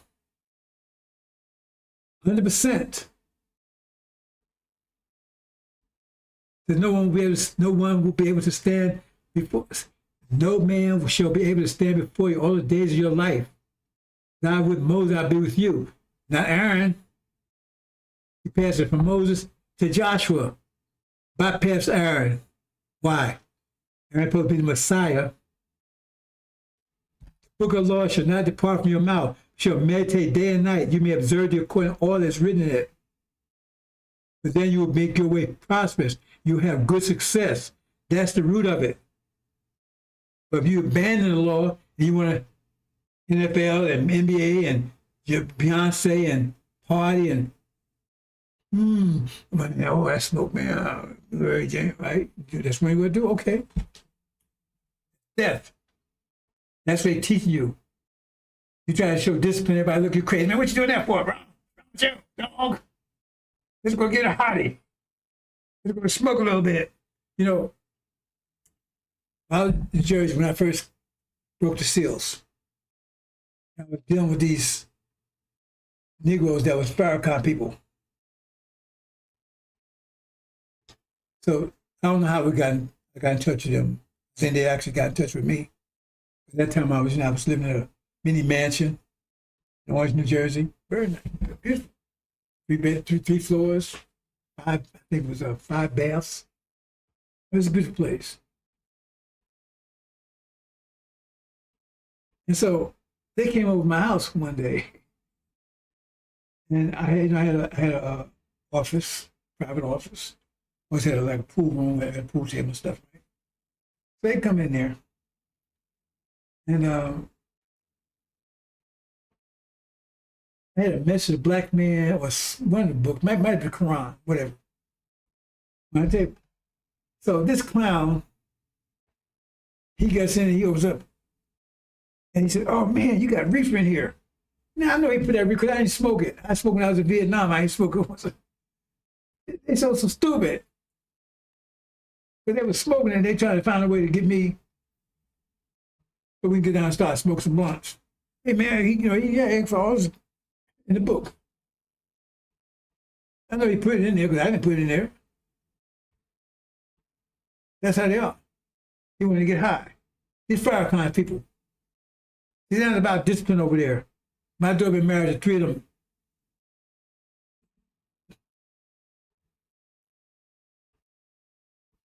She married but against my advice, so nothing I can do about it. I thought all of them stay away from them. They no damn good. They won't do anything. They would lay up on the sisters. One of them wouldn't work. None of them would actually. She had a degree. She was supporting them. Farrakhan's people. That's the real ones.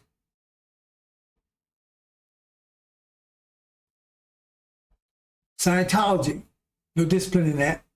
Remember, Scientology is Catholicism 2.0.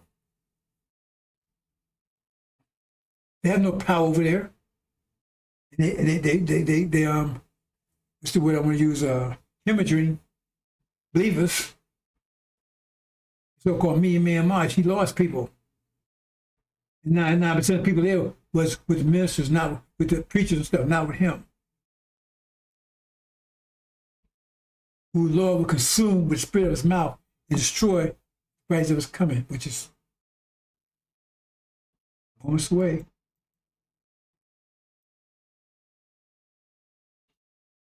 Okay, watch this one, brothers and sisters. 1. The Lord shewed me, and, behold, 2 baskets of figs were set before the temple of the Lord, after that Nebuchadrezzar king of Babylon had carried away captive Jeconiah the son of Jehoiakim king of Judah, and the princes of Judah, with the carpenters and smiths, from Jerusalem, and had brought them to Babylon. 1 basket had very good figs, even like the figs that are first ripe, and the other basket had very naughty figs, which could not be eaten, they were so bad. 3 Then said the Lord unto me, What seest thou, Jeremiah? And I said, Figs, the good figs, very good, and the evil, very evil, that cannot be eaten, they are so evil. Evil, right? There's no discipline. When he allowed discipline, when he not. Let's go a little further into it. 4. Again the word of the Lord came unto me, saying, 5 Thus saith the Lord, the God of Israel, like these good figs, so will I acknowledge them that are carried away captive of Judah, whom I have sent out of this place into the land of the Chaldeans for their good. 6 For I will set mine eyes upon them for good, and I will bring them again to this land, and I will build them, and not pull them down, and I will plant them, and not pluck them up. 7 And I will give them an heart to know me, that I am the Lord, and they shall be my people, and I will be their God, for they shall return unto me with their whole heart. Because it's our nature, so it's not hard for birds to fly, it's their nature. But listen to that part that's highlighted. Whom I have sent out of this place into the land of Chaldeans. Chaldeans is a Bible word for Caucasian. For their good. For their good. Read it again, go look it up. God said we was punished for their good. I told you, we was put here to be transformed into diamonds for our good. You come out better. If you do something for someone's good, that means they're going to benefit from it, right? That Farrakhan says, we're separate, we're going to get punished. We're going to sent out of this place into the land, then someplace else, into the land of Chaldeans. This is the land of Chaldeans here for their good. And what's good? Pressure transforms you. So we're going to intense pressure because it transforms us from angels to gods. And therefore I will set my eyes upon them for good, not for evil, not for wickedness like Farrakhan is telling you. And I will bring them again back to this land for their good. They're not being chastised. They've been upgraded. How you going to change? Only way you can change the cold down is you got to put on intense pressure. It might not like the pressure, but it will love the result. Now build them, not pull them down. I plant them, not pluck them up. I give them heart to know me. That's their nature. Now they're going to recognize me. Remember others said that I circumcised their heart? That means you circumcise, means it's got something on it that you want to move off. If you circumcise, that means you're taking something off of it that shouldn't be there. So we've covered with shit. If you circumcise, you're not adding something to it, you're taking something from it. So something was covering up our heart. Nothing wrong with our heart. Once you took that was covered up, it was good to go. That's what's saying here too. And they shall return to me with their whole heart. Their nature is their nature to do it, so it's not a problem. Nobody's going to oppress us. What we do is we're going to like to do it. We're going to love to do it. We're part of the same body. So we're going to love what the hand does. We're going to love what the feet do. We're going to love what the heart do. We're going to be there bowing somebody. Oh, Holy One, when I can I wash your feet? No. If that's what you like to do, then go for it. See? For your own good. It took me a while to find the verse because I knew I'd seen it. I said, I know it. I kept forgetting to find that verse. I think I mentioned it many times. We brought it for our own good. Now it's a chastisement. Farrakhan tell you we brought it as a chastisement. Is that what that sounds like right there? It says, I have sent them out of this place to land child in for their good. Not to be chastised. Now I will set my mind upon them for good.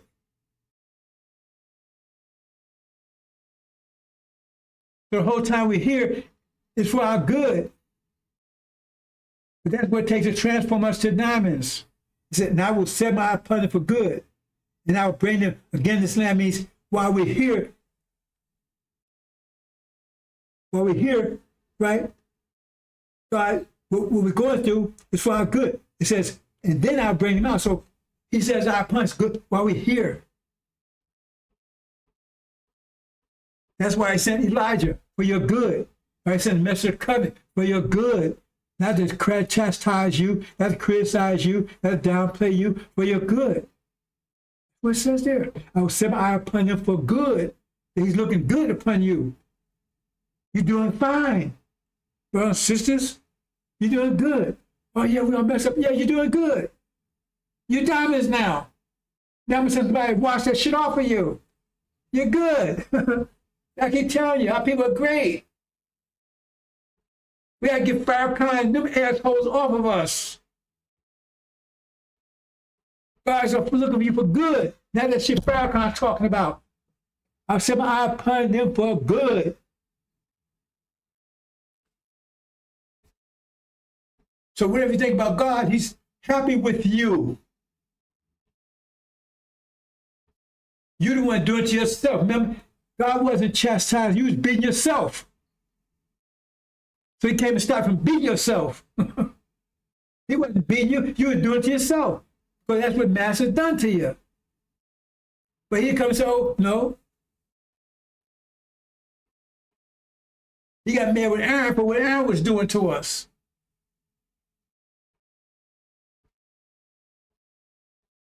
But you can't return in that condition. Man, yeah, okay. You covered with shit, but we got to wash you off first. You can't return home covered with shit. So I got to go tribulation. That's why I said to come purify you.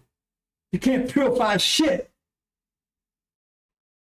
Mr. come to purify you, can't purify shit. To clean you up so you go home now.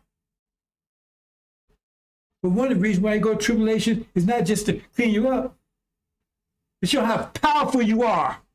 So you recognize your power. You have to, I mean, how do you know how strong you are unless you lift up some, you have to build up something real heavy to find how strong you are. So I'm strong, well, then you got to prove it. Got to lift up something. So you don't go to tribulation, the worst time in history, and walk through it. That means nobody going to fuck with you anymore. Because you went through that and you walked through it, nobody can do worse to you than that. Nobody ever mess you. That's another reason why you're going through a tribulation, to show how powerful you are. Because you went through it and that hell, your head was harmed. That's one of the reasons why you're going through it. Because you got to come and realize how powerful you are. Nobody tell you, you got to see it for yourself. You got to see this power in action. Like I told you, when they had me locked down in Guam, a lot of stuff was just theory. Just theory. And they came at me every kind, and it's like, I'm just looking at the math. They were kicking their ass. I had no lawyer. They had me in jail. I had no money. Then everybody was against me. The whole island was against me. They kept coming up with stuff, told me I was going to be in jail for 6 years, threatening me. All this, I mean, they had me down. I had nowhere to go. We're out there in the middle of the ocean. Just like I said about Jonah. I turned up the discipline. I turned it up. And I walked out and they couldn't understand how I did it. They're still trying to figure out to this day. They had me messed up. So every time they would like throw a rock at me, it was an angel. Knock it out the park. They didn't touch me. They never put a hand on me, didn't harm me. They came in every kind of way you can think of. You have to see it. I mean, it was theoretical before that, but I experienced it. When I saw it in action. I know it's real.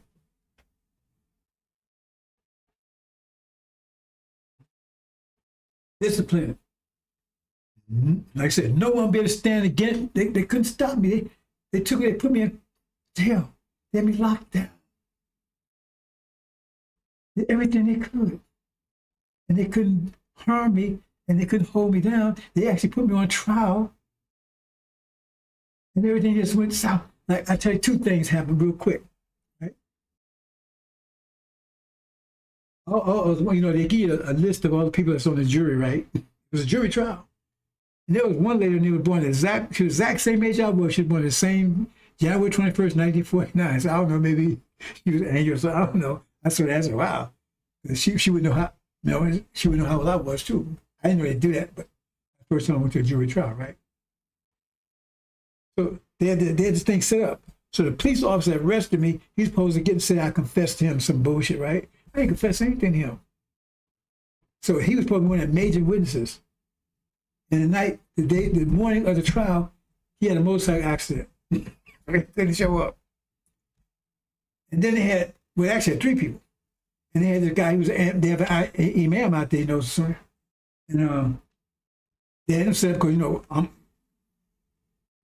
as soon as they don't like us, I guess I gotta tell you, kiss their ass. They think we're shit. Anyway, that's my story.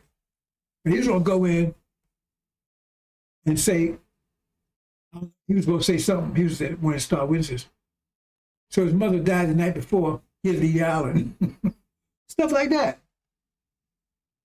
Everything they tried to just backfire on him. So this is not theoretical for me, brothers and sisters. This is actually a fact. And that applies to you. Because if you do that, nothing they can do to harm you, nothing. That's why you go tribulation, so you can see it for yourself. So you come out. Remember, say, you will never turn, you have thorough knowledge of self. Then you have thorough knowledge because you have the experience. Wow. Oh, hell's all around me. I walked through this hell of a fire and I'm not getting burned. Why? Because I'm applying discipline. It works.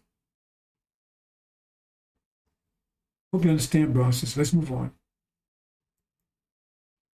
For your own good. So God's looking, he's not angry at you here. I will set my eye upon them for good. And I will bring them out again to the land. That means before they bring you out, while you're here right now, he's God looking for good. Not that shit Farrakhan's talking about. That sure he's a liar, among other things. 8. And as the evil figs, which cannot be eaten, they are so evil, surely thus saith the Lord, so will I give Zedekiah the king of Judah, and his princes, and the residue of Jerusalem, that remain in this land, and them that dwell in the land of Egypt. 9. And I will deliver them to be removed into all the kingdoms of the earth for their hurt, to be a reproach and a proverb, a taunt and a curse, in all places whither I shall drive them. 10. And I will send the sword, the famine, and the pestilence, among them, till they be consumed from off the land that I gave unto them and to their fathers. Now, this is the punishment for those who have two types of figs. One that does to the law. So there's two categories here. One is the demons. There's another group in here too. I'm going to show you in a minute. See, I don't talk about that group too much. So I'm going to speak about a little bit now. So that's the bad figs. See what happens to them? See? So it'd be a curse. Farrakhan was cursed, right? We approach a proverb, a taunt, and a curse, or a place where I shall drive them. I send a sword of famine and pestilence among them. They be consumed off the land. I gave it to them and to their fathers. Well, think about that. Till they be consumed off the land I gave to them and to their fathers. They ain't going home. Come out here. They're talking about demons right there. That's the land they gave their fathers. This here. They ain't give it to us. I was saying sword, pestilence. You catch that one? I was saying the sword, famine, pestilence among them, till they be consumed off the land I gave unto them and to their fathers. They ain't going back home. Over there, it's going to happen here. That means they're demons that talk about right there, but their fathers are devils.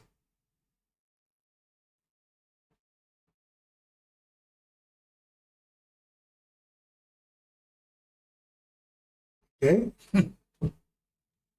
Now pay attention to these things, brothers and sisters.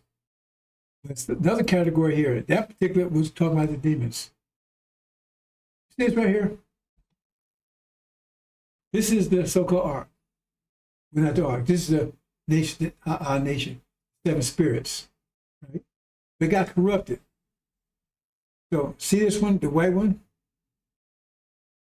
The ones that's gold, they're not corrupted. Those two not corrupted. These were corrupted, and this was grafted in. This is the East Levites that was grafted into the tribe of Shabazz. They're black. They're not corrupted. These are corrupt. This is white. These are demons. He's black on the right side. This is what the inside looks like. See? So inside he's white. It's Farrakhan. This would represent what inside these colors inside. This one again, he's not. The inside, they're black on the inside. But this is white on the inside, so he's really a demon. He's a demon.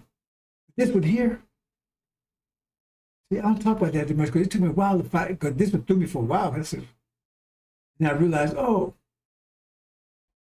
what they were trying to say. But like I said, it wasn't easy breaking those seals, brothers and sisters. But see, I said on the Holocaust, the pressure, when you transform either to diamond or crushed to dust. If some people was crushed to dust, their nature was destroyed. They're still here, their nature is destroyed. That's right, because they had no color. That's the other group. So what happens to them? Some of them make it out here, but that's a shame of the parliament. See? Because their nature is destroyed. They don't have a nature of discipline. But the original. But their original nature is crushed. And some of these are sellouts. Like, how would they conduct themselves during the Holocaust? We suffered it. selling the fields. And they go and say, "Hey, master, can I get a cornbread?" I'll tell you what Jimbo is doing. Sellouts, traders. Okay? So they didn't take the pressure. If they took it, they got crushed, or they didn't take it. You got two, right? That within a hard cost, but didn't suffer the pressure of hard costs because they were selling out people. So they go out and say, "Okay, man, it's too hard. Hey, master, I'll tell you what you want to know. Do I have to go out in the field today?" These ain't the demons now. But we have betrayers and sellouts amongst us. Telling master what's going during, and they was secretly getting better treatment and everything else. So they was, remember, you need to take all that pressure to become diamonds. But they was avoiding the pressure, selling us out and everything else. They never got transformed. Then the other ones got transformed totally.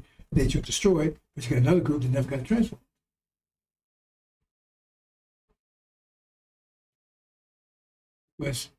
They were secretly sellouts, traders. They didn't have to eat chitlins. But they still ate them, but the point is they was able to get maybe a piece of bread or something every now and then. Master would treat a little better. But they was telling master what was going on. But we understand, but because there's one didn't have any nature to it all. That's the ones that nature was crushed. Those, then you got the sellouts. I think that's it, brothers and sisters.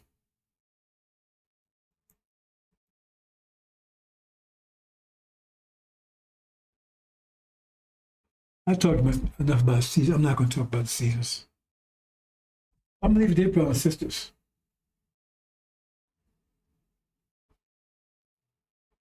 I want you to understand that the main point I was trying to make here. That's the choice. That's one of the reasons why we have this choice too. Remember, I just told those two, right? To weed them out because they had a separation that has to take place. So they're going to choose death.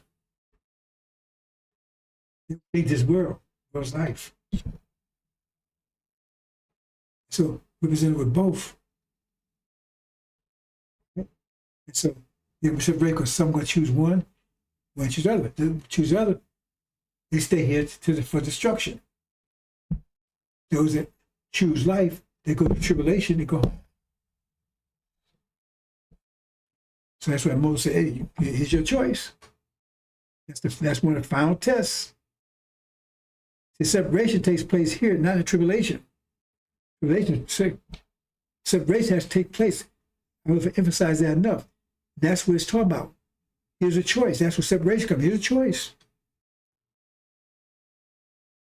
We're at the point, that's what I called before, the valid decision. We're at a choice right now. Christianity, no law, hang out, or law, that's your choice. One will lead to death, one will lead to life. You got to be 100% for life. That's why you see the so-called Silk Bible has both in it. There's both in it. You see what happened to the devils, they made a choice. They first went with the Catholicism, and what? Who's the most powerful? With Catholicism, they had no power. They broke free and went with the law. Magog took control of the planet. Remember, Magog was just an island country. It's a small island country that controlled the entire world. By discipline.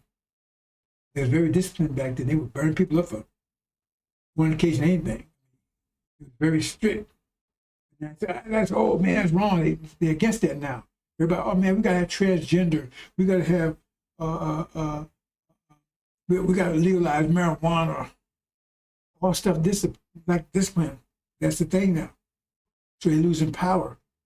And a bully is someone who's trying to regain power or to gain power. That's what they're in mode right now, trying to regain power. They're losing. That's what bully is. He's bluffing. Dudes all and can't do a goddamn thing. They're desperate to gain, to maintain power, and they can't. They're losing it fast, very fast. Once you gain power, which you will in a minute, but unfortunately for you, because you didn't pay attention, you're going to do it under fire. When the four winds blow, that's fire. If you're an angel, that's fire. Fire hit your ass. You're going to be lost. My people lost for lack of knowledge. Some of you are going to be lost. A lot. Those that fire hit your ass, you move. You apply the 5 pillars. You apply discipline. Then you're going to go through tribulation without your head being harmed. Moving into the hereafter. Hope you understand, brothers and sisters. That's what it says. Remember, Elijah does that. That's what he did. Make your choice. You want over here, Islam, you want to continue with that bullshit y'all doing. What Master giving you. He didn't come to condemn you. Come and say. Remember, because he was supposed to teach you both. He taught to both. Demons and the saints. It's a choice.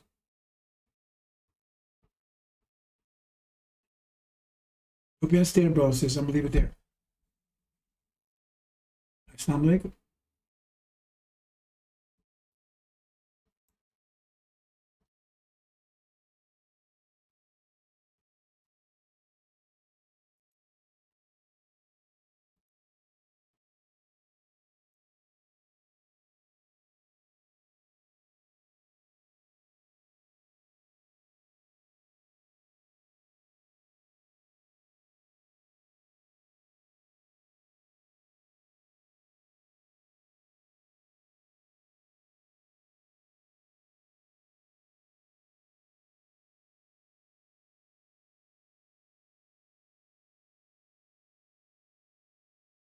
We have a lot of that going on, but we're taking care of our farmers. We can't let our farmers not have anybody, these people, you can't replace them very easily. People that live in the inner city are not doing that work. They're just not doing that work. And they've tried, we've tried, everybody tried. They don't do it. These people do it naturally. I said, what happens if they get it to a farmer the other day? What happens if they get a bad back? He said, they don't get a bad back, sir, because if they get a bad back, they die. I said, that's interesting, isn't it? Well, you heard that. Donald Trump is a believer in eugenics. He believes that white people are the superior race. And inner city is code for black people. And he believes black people cannot now work on the farms. I guess they're not good enough for that. So Hispanic people can do it because they have the backs for it. This is what this man is saying out loud in interviews. He is a racist. It's been proven time and time again. The man had Mein Kampf on his bedside table that he would read at night. Enough to let you know where he stands on that. Just more outrageous, racist things from Donald Trump. They want to arrest those who can do the farm work well until their backs give out. And then he'll probably ship them to El Salvador or some other country. Just more vile statements from the president and let you know where he stands.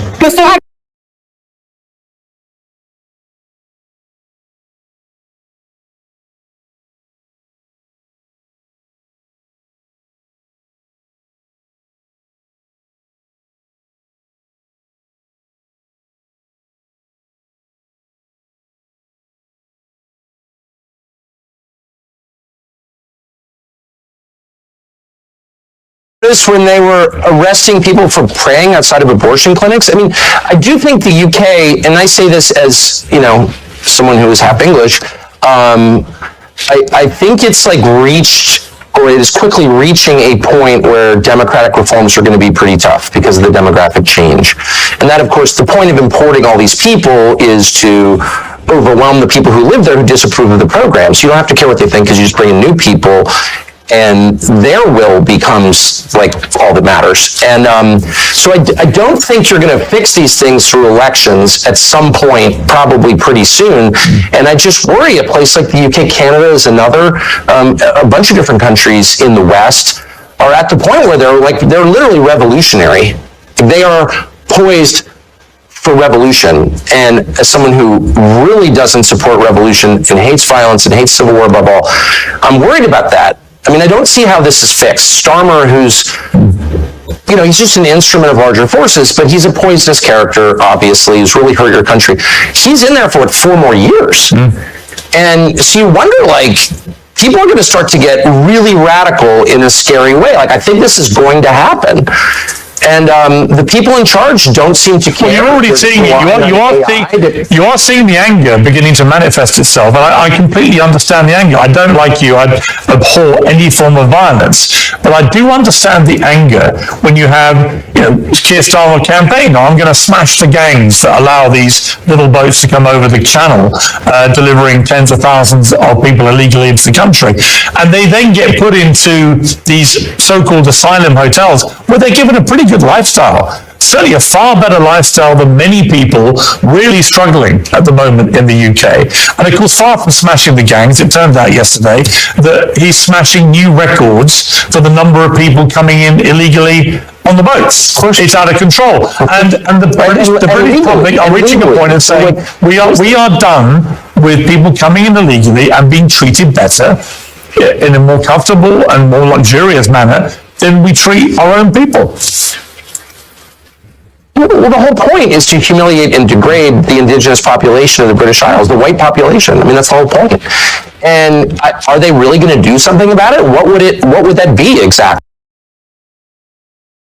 Are reaching a point of saying, we are done with people coming in illegally and being treated better in a more comfortable and more luxurious manner than we treat our own people. Well, the whole point is to humiliate and degrade the indigenous population of the British Isles, the white population. I mean, that's the whole point. And are they really going to do something about it? What would that be exactly? You'd really have to force a lot of people to go back to their countries of origin, millions of people, and you need to do it really soon. And are they actually willing to do that? I don't know, but these are existential questions that we have been browbeat into ignoring for decades. But the question is is Ireland Ireland? If it's majority non-Irish? Oh, shut up, they're Irish. No, they're actually not Irish. Same with the UK, same with England, Scotland, Wales. It's all changing so fast. Nothing like this has ever happened in all of history, except when, say, the Mongols swept across the steppe and raped everybody. That was true demographic change on this scale. But even that wasn't as profound as what we're seeing in every white country around the world. I would say the West, but Australia and New Zealand also. So, what is that? Now, my brain is not big enough to understand what that is. I have a lot of theories about it, but I don't know if they're true. All I know is what the numbers are, and that's real, and no one feels that he can say it. Everyone's like, oh, well, if that were happening in China or India or Malaysia or Senegal, it doesn't matter. You'd be like, what the hell is that? The population's totally different. Look at graduation. Pick, King's College Law School, and look at the graduation picture for the last 30 years. Who's in it? Just let your eyes tell you the truth for once. This is a total change in population. Is it better? Is it worse? Can't have that conversation. Who's pushing this? Does the population want it? The population clearly doesn't want it. There's no polling that's meaningful on the subject. There's no referendum on it. You don't get to decide. You've got no voice in it, other than you get to go to jail if you complain loudly enough about it. What is this? I think it's the biggest and darkest thing that has happened in the last 1,000 years, for sure. And I think it's leading somewhere really, really bad. It's not happening by accident, that's obvious, because it's only happening in white countries. I think that... Oh, shut up, white supremacist. In fact, I'm not a white supremacist. I'm just noticing what the hell's going on. I think most people I've spoken to about this in the UK, most people have always viewed the UK to be a very tolerant, multicultural, cosmopolitan place to live. That's why so many people want to come here. And people have no problem with that. And it's been very successful for a long period of time. But it's multicultural? What does that mean? We have a lot of different people from different countries, different cultures, and it's always worked historically. So is Sharia law in a multicultural country? Is Sharia law? What does that mean? We have a lot of different people from different countries, different cultures, and it's always worked historically. So is Sharia law in a multicultural country? Is Sharia law every bit as valid as English common? No, people don't want Sharia law here. No. A lot of people do. Wait, hold on. I don't know what you mean. Multiculturalism itself is the lie designed to subvert a society. No, a society has a culture. You can argue about what it is or ought to be. It's not necessarily the same as race. It's connected to race, but it's not the same. People from different races can buy into your culture culture. That was kind of the beauty of the West. But a multicultural society is not sustainable. There's never been your such a thing. society is one about culture will dominate. Hang on, surely the United States of America, given the very way it was created, is the epitome of a multicultural society. And my point I was going to make to you was, it's absolutely not. It's no. It's a multiracial society. Yeah. Though it was not actually a multiracial society up until pretty recent. It's just like 90% white for most of its existence, but whatever. But you did have different peoples, you had different religions. That was all totally fine, but there was one culture, it's American culture. There's no such thing as a multicultural society. It's not sustainable. One culture will overwhelm the other. Again, it's not the same as race. It's not identical to race. It's connected, but it's not the same. But multiculturalism is by definition insane. No, it's never happened. It never will happen. One culture will predominate. It will impose its values on everybody else. I mean, the gay thing, which was not a thing 40 years ago, gay was a slur, all of a sudden becomes multicultural there. There's one culture, and it's required. And that's true in every society, because a culture is a commonly agreed upon set of values, which in their firmest form are called laws. But those values can evolve. It's true everywhere. But those values can evolve. They evolve, but there's only one set of them. It's not multicultural. There's one set. You don't have one God in every society. Sorry. Your country's values were established by the United States Constitution, and that's had, 26, 27 amendments? Right, so your own values, as determined by the Founding Fathers, they have evolved and been changed to accommodate changing time. There's no doubt. Look, I'm not even arguing against change. That's natural. It's natural that people's views evolve. So the culture changes. If you're rejecting the laws of nature, then you're doomed. But let me just say, no, of course, societies change. I get it. All I'm saying, I'm making a very discrete, specific point, which is multiculturalism as an idea is laughably stupid. It has never worked. We never had it anywhere, and it never will exist, because it's contrary to human nature. One culture, one way of looking at things, one worldview will predominate, and it will punish all who deviate from it. That is the nature of societies. So if you're telling me it's determined by the Founding Fathers, they have evolved and been changed to accommodate changing time. There's no doubt. Look, I'm not even arguing against change. That's natural. It's natural that people's views evolve. So those values can evolve.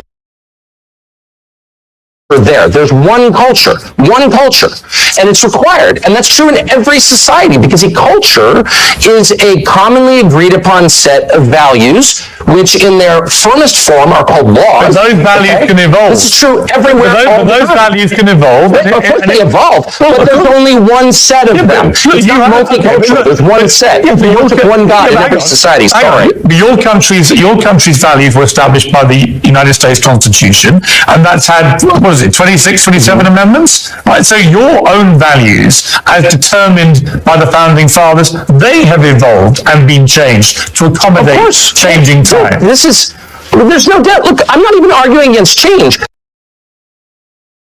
Natural that people's views evolve. So the culture changes. If you're rejecting the laws of nature, then you're doomed. But let me just say, no, of course, societies change. I get it.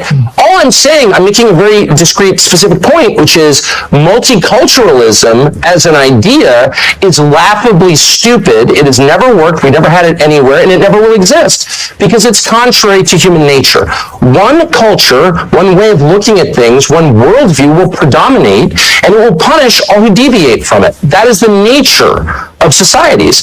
So if you're telling me it's multicultural, we can all live and have radically different values, that's just not true. It's never been true. It never will be true. So you're going to have one culture, one worldview predominate over another and dominate and suppress all dissent. That's just what it is. I would point to the United States of America and the United Kingdom as two shining examples, albeit not completely without their flaws, but shining examples of places that are deemed by the rest of certainly feel that about my country. Well, I certainly think that inherent in Christianity is the notion of tolerance, and that draws from a core Christian concept, which is free will. You cannot force someone to convert. There's never been conversion by the sword in Christianity. People decide to believe in it. And so that is central to the religion, therefore it's been central to the society. Western civilization is Christian civilization, and so we call that tolerance. It's a respect for your inherent God-given right to make a choice about what you believe. Okay, so of course, that's always been a feature. My only point is, a society has a commonly agreed upon set of beliefs, rules, and laws that are the definition of the society itself. That's what society is.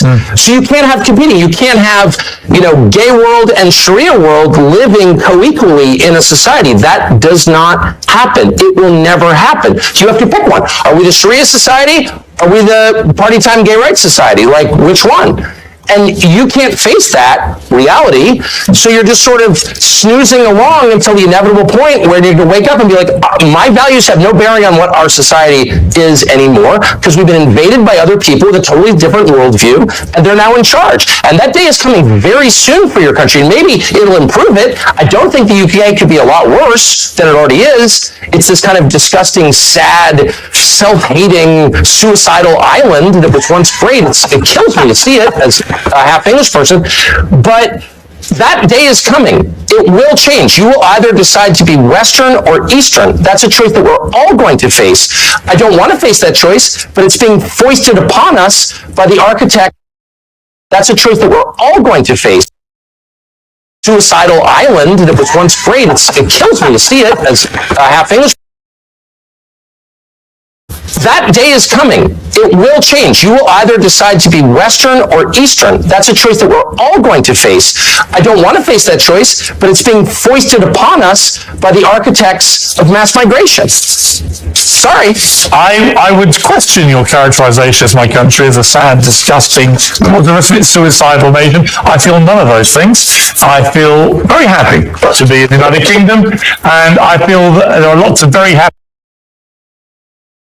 Our system, the Western system, which is very distinct from the Eastern system, very distinct, and it's distinct on this one precise point, we believe, and have always believed since this country was founded, since your country became, not a pure monarchy, but even when it was a pure monarchy, the belief in the West, because of Christianity, was the worst thing you can do is punish the innocent. That's the worst thing you can do. That's worse than not punishing the guilty. And we often said that to each other. We no longer say that because there is a pretty concerted effort to blur the meaning of these terms. But I'm not going to be deterred from defining words precisely. Terror is murdering people, killing people, punishing people who committed no crime. Period. So when the Israeli government says it has repeatedly that even though over 20,000 completely innocent children are believed to have died in their response to what Hamas did on October the 7th at the hands of the IDF, there are many on the pro-Palestinian side who say that Israel is behaving like terrorists too in the way that they have gone about conducting this war. Would you go as far as to say that? One of the things that I really object to now is this relentless focus on Israel, which, by the way, is a foreign country that I have nothing to do with.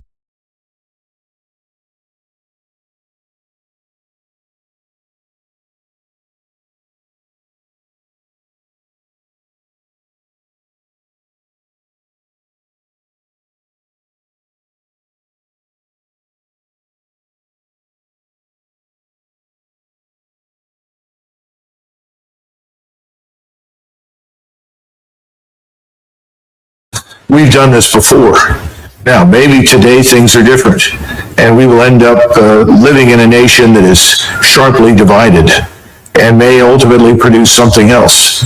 But I'm an American. I love my country. I want to see it stay together. I'm interested in social cohesion, which means that I think our laws, customs, and culture have to be dominant. We can accept some diversity on the edges, but not fundamental division. I think we're in a state of fundamental division. So when I bring up Sharia law, I've sat in many discussions with many people that said, well, I don't care what people look like, but I do care about Sharia law, and I don't want that practiced anywhere near my family or in my country. And that's something you should be aware of. So the notion that someone can come here and say, well, that's part of my religion and we're going to abide by Sharia law, they're going to find serious resistance and opposition in the country. And I'd like to clarify, I because it matters. It's this thing we call societal cohesion. Nations do not exist on their own. They have a core population. Our core population from the very beginning was always at least 80% European and Christian, and about 15 to 20% African. But when you start bringing in huge numbers, millions, who are fundamentally different from the core population, you are going to get violence, anger, and conflict. How many times have you heard people say, if you bring people in from the developing world, what do you get? The developing world. And now we've got that. You can't bring in hundreds of thousands of people from Somalia, plant them, of all places, in Minnesota, and then be shocked that, no, they're not Americans. They're not really interested in being Americans. They're foreigners living on American soil. Nobody wants to say that publicly. If you do, oh, well, you're a racist. Well, you know, the world is full of racists. The real war that's going to decide our fate is not going to be fought anywhere overseas. It's going to be fought right here inside the United States. Are we going to survive as a republic, as an English-speaking republic that rests on the foundations of Western civilization? Or are we going to become something else? One point that is The Constitution was completed in 1789. I think we had 5 million people living in the 13 British colonies.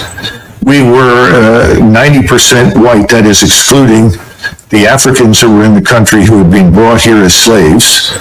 But we were 90% white, we were 90% Protestant.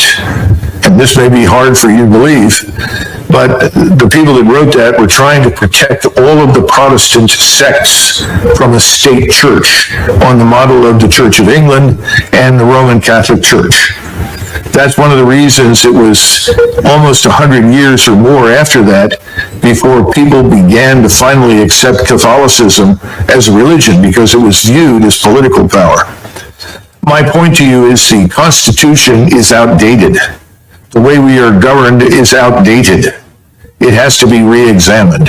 Nobody in 1789 imagined that anybody would come to the United States except another lunatic, religious fanatical Protestant who hated the Church of England. That's what people feared. That's what they thought of.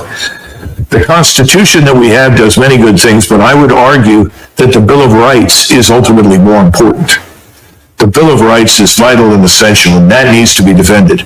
But the Constitution and the way we govern and the things that we're doing, it's out of date. It doesn't fit our needs. And that's back to my comment on something given has no value. You have to earn it. And we haven't made anybody earn their place in this country. I'm talking about people like me that have been here forever. My first ancestor stepped off the boat in 1681. So we've got to get back to some notion of national service, because national service promotes national integration. It addresses some of these problems that you're discussing. Now, I know that you may not want to conform and may not want to be as I am, but I'm an American and nobody questions that. Nobody ever will. If you don't want to stand out and be questioned, then I suggest that you change your appearance, because I don't think it's life or death for you to wear what you wear. I think this conversation It's not fine, because it's leading to violence that could have otherwise been avoided. You see, every great nation, every large nation can always accept some number of people into its ranks that are different from them. It's always been the case.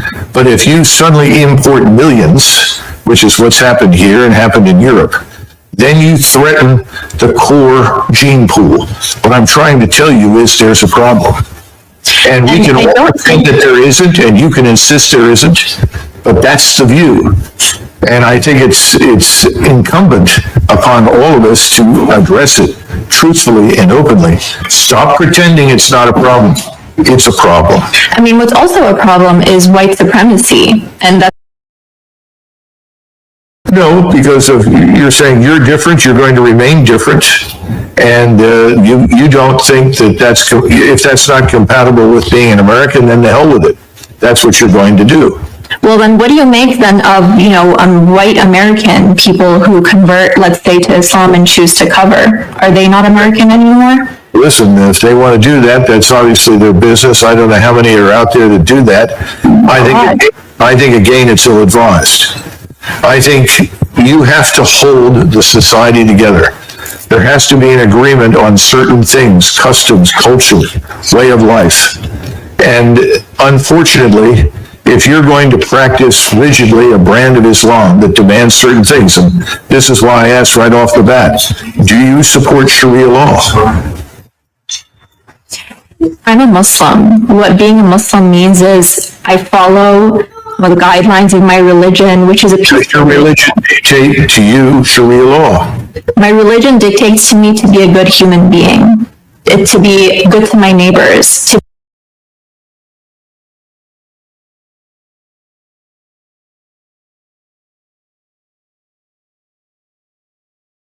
that the most powerful force in today's Republican Party is represented by what Charlie Kirk said. It is this drive to make America a white Christian nation. I got to tell you, this is what they say privately. This is not what they say publicly. This is what Charlie Kirk said publicly. And Joe, again, one of the reasons I wanted to have you on, because you know these people very, very well. Yeah. You said it yourself. You were one of the strongest voices. You were one of the folks who understood the incendiary language when you were in Congress, when you had your radio show, and how people loved when you did it. And then when you chose to apologize for that and turn away from it, oh my God, they literally have just tried to destroy you because of that. Yeah, again, you know the deal, Roland, right? I came out publicly against Trump 7 years. For 7 years, I put up with death threats on a regular basis. Nobody is welcome in that party unless you bow down to what this force is, this MAGA force. And again, look, there have been some people on the left who've celebrated Charlie Kirk's murder. Shame on them, be better people, but this is much worse, Roland, what my former friends are doing on the right, because they are turning this into a holy war. When you say we declare war on the left because of what some 22-year-old young guy did in Utah, and then you declare war on the whole left, that's a lot worse than celebrating Charlie Kirk's murder, because that's dishonest, but that's also inciting hate and violence. And Roland, look, Trump's an idiot. So yeah, Trump says the left, the problem in the country is the left. J.D. Vance is not an idiot. What did J.D. Vance say today, right? He was subbing for Charlie Kirk on his radio show, and he spent the entire show going after the left, going after them, they, them. Man, Democrats need to wake up, Roland. This is a really serious deal by my former colleagues. The stuff that I hear privately from them right now, Roland, for the last 5 days, I mean, they want to go to war. This is a holy war. Oh, it absolutely is. And what really jumps out at me on this very thing here, Joe, and I've been saying this, I played the speech 2 weeks ago that mainstream media just ignored, of Missouri Senator Eric Schmidt, who gave a speech at NatCon, Peter Thiel's group, where he literally gave a white nationalist speech, where he said our ancestors fought for this country to be ours and no one else. He was talking about white people. He was basically saying, if you are Black, Latino, Asian American, or even Native American, America is not for you. And folks just ignored it. And so people need to understand, again, what they're saying, why they're saying it. And yes, there are many evangelicals, any very conservative white Christians who are pushing this as well. And you nailed it. They want a holy war. They want a race war. They want this to be a white country. It is clear as day.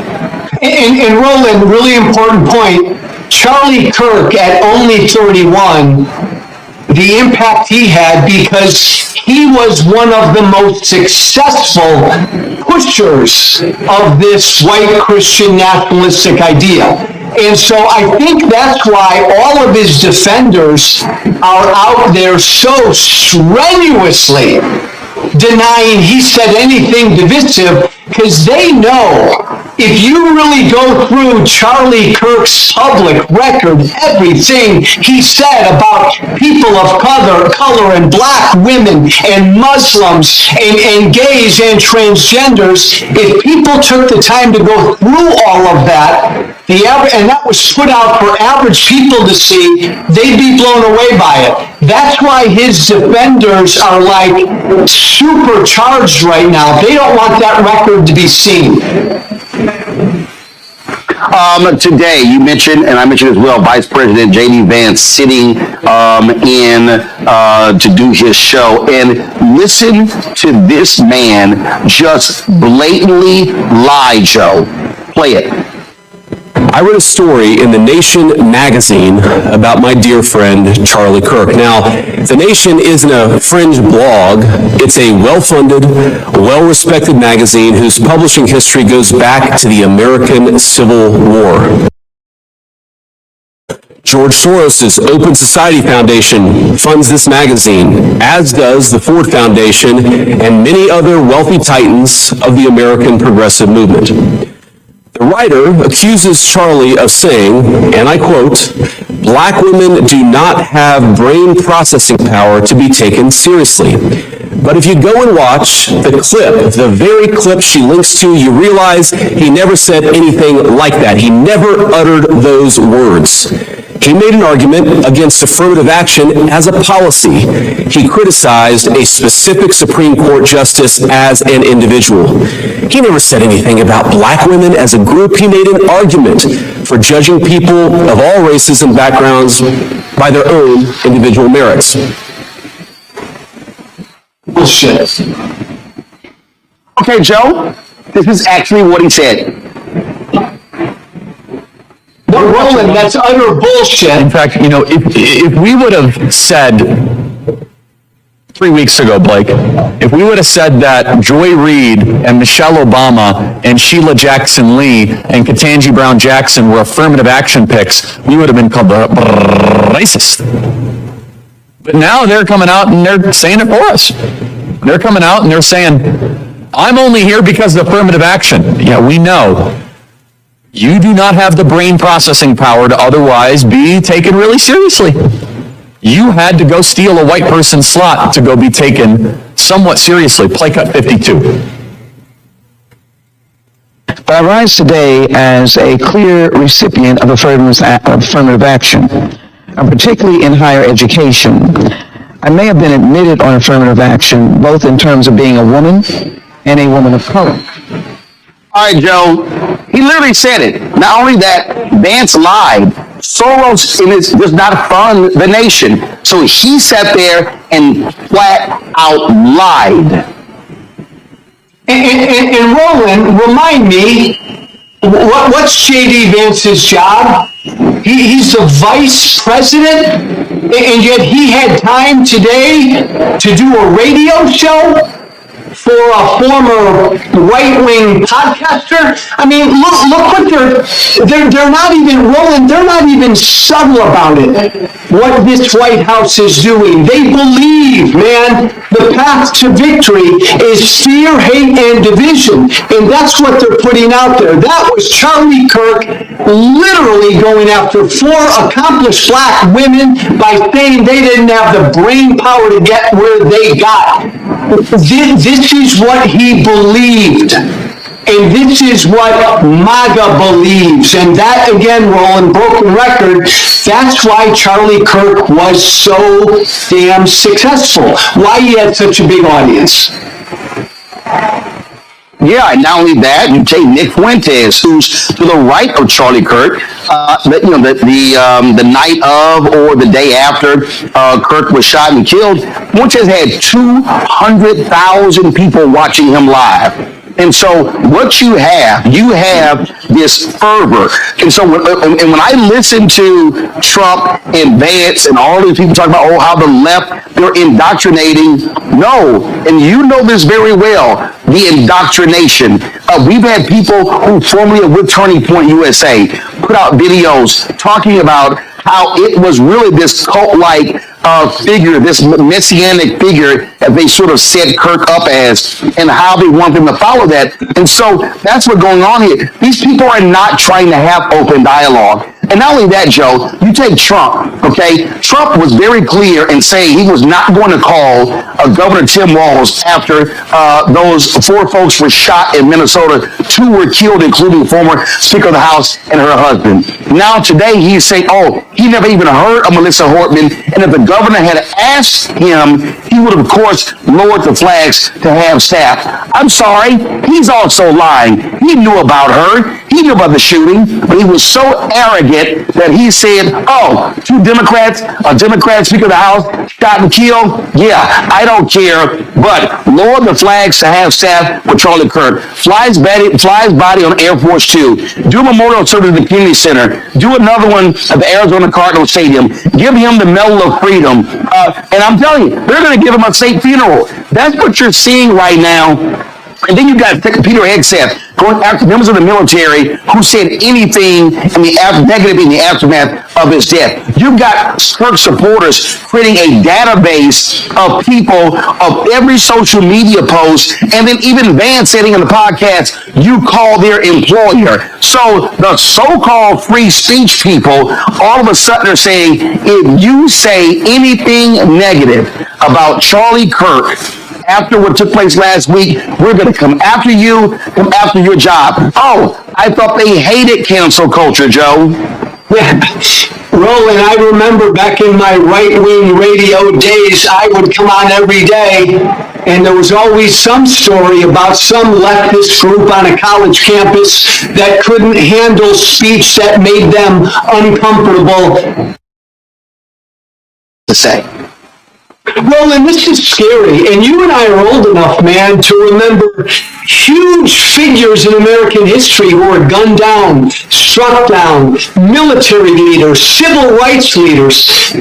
We are treating this 31-year-old podcaster, MAGA influencer, like he's Jesus Christ. So I come from the right.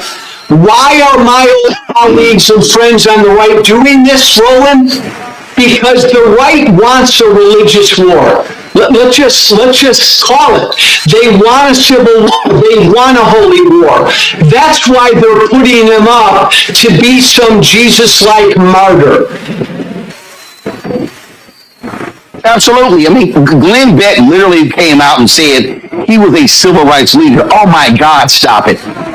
Stop it. I've seen people say, I've seen a lot of these videos, I'm leaving my church because my pastor did not mention him. This was a Christian warrior. And let's just be clear. You said it, white Christian nationalists. It's slaveholder religion.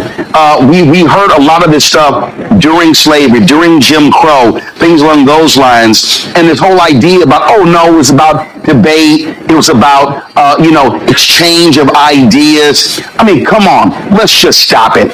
And so we see what's going on here. We see the games that are being played. And then what gets me, Joe, is this whole deal of, oh my God, the left, how they indoctrinated him and the accused killer going to a university. The dude was at a university for 1 semester, Joe. You're trying to tell me that 1 semester at a mostly white institution in Mormon, Utah, which is not a liberal bastion, somehow just radicalize him? I mean, it really is showing folks the hand they're trying to play. Yeah, and I think even on top of that, Roland, I think it was like some technical school. So it wasn't some crazy liberal arts school for a semester. Look, cut through all the BS. The Speaker of the House, Mike Johnson, has publicly said that America should be a white Christian country. This is what animates my former party. Roland, you know me, right? Tea Party Hellraiser. I don't come from the left. I left the Republican Party when the Republican Party became MAGA. And my fellow Democrats and folks on the left need to understand, now these people are on the right. Now this is MAGA. MAGA now are the snowflakes. MAGA, Roland, they now need their safe spaces. It's funny, but it's not funny. And you're right about J.D. Vance, man. He just flat out lied. I mean, the last 30-year history of political violence in this country, the vast majority of it is right-wing. It always has been. And they put out this lie that it's only on the left. It's not even, Roland, a both sides problem between the left and the right. There is political violence on the left, but the vast majority is on the right, and they know that, and they're lying because they're trying to inflame their base. And Roland, I hear from their base every day, and let me tell you something, they are inflamed. I mean, they are ready to march and grab their you-know-what. This is a scary time. It is, and folks need to understand what is certainly at stake. Joe Walsh, I appreciate you joining us on the show.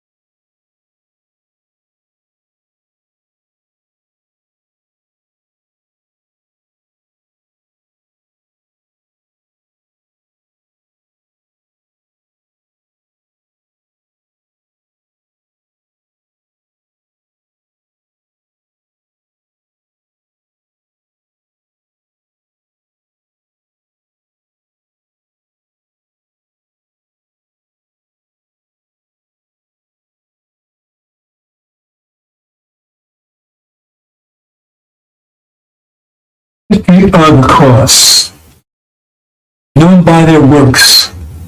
What's the history of the cross? Behind the history of the cross, murder, rape, destruction, deception, enslavement, burning, terrorizing. To maintain a slavery system, you must terrorize the people 24/7. They terrorize people from Africa and America for 400 years. Constant terror, 24/7, rape, murder. In the name of Jesus. This is Christians, not Buddhists, not Hindus. Christians, in the name of Jesus. They said Jesus cursed black people. They call them Ham, cursed them to be slaves and persecuted forever. In the name of Jesus, raped our women incessantly, pissed in our mouths, made us eat shit. And they took and tried to clean up, I guess, well, not clean up, but make it look more attractive, I guess, by calling it chitlins. It's after slavery, of course, after so-called slavery. Because what they do was not slavery. Look up slavery. Look up slavery. It does include murder, rape, terror. This is a Holocaust. And then now they try to downplay it. Oh, that was 40 years ago. No, it wasn't 40 years ago. How close a million years ago? What 20 years ago? It lasted for 400 years. It's enduring today. It took everything away from the slaves. Everything. Their name, their culture, their families, their religion, their minds, everything. Fed their children to alligators as alligator bait. And then they talk about what's going on in Gaza when they did 1,000 times worse. What's going on in Gaza now is simply just a miniature version of what they did. What they did was far worse than what's going on in Gaza. Gaza's bad. It's genocide. What they did was far worse and much longer. That's the legacy of Christianity. Murder, rape, disease. They wiped out the native population. The genocide and disease. Smallpox blankets. Knowing there was full of disease. Herpes, syphilis. Gonorrhea from seabird animals. So-called common cold was not common. It didn't exist here on this side of the world until they brought it here. Murder, rape. When it was raping out women, there was a cross hanging from their neck. And again, they taught that there was God's will. God's will. Enslavement of our people. And they continue on even today. That's the legacy of Christianity, the cross. So where's your rap sheet? We're trying to arrest our people. Your rap sheet? What's your rap sheet? Are you going to judge people for murder when you're guilty of murder beyond imagination for hundreds of years? Hundreds of years. Theft. He stole his land. He murdered his people. And you question the native people here. When the brave would go out hunting, you would come into the camps like cowards and kill women and snatch the children's brains out on the hooves of your horses. This is the legacy of Christianity. That's the legacy of it. The question is, instead of Columbus coming here, Dracula came here, Beelzebub, Wolfman, Frankenstein, Satan, they all came instead of Columbus. What could they have done that Columbus and those that followed him did? Satan is the God of this world. That's the God they're serving. They have known by their works. What are the works of Christianity? What are the works of Christianity? What are the works of Christianity? Evil, deception, mischief, bloodshedding. It goes on today. What's going on in Gaza, just reflection and microcosm of what was done here in America for hundreds of years. Raped our women incessantly. They would even rape while they was out in the fields picking cotton. They would jump off their horse and tell them to bend over and rape them. They told them to keep picking cotton while they was doing it. This is the kind of stuff they would do. Make one slave defecate and slave and sit and slave up in the mouth of another slave, and then bind it up so they could spit it out for 7 days. That's a legacy of slavery. He did it all in the name of Jesus. There's a legacy of slavery. Legacy of slavery. 40 years plus. Legacy of Christianity. Legacy of the cross. That's the legacy. That's the true legacy. So whose works are those? Who are you serving? Who are you serving? Legacy of the cross. What's your rap sheet? America? Gog? What's your rap sheet? Magog? Britain?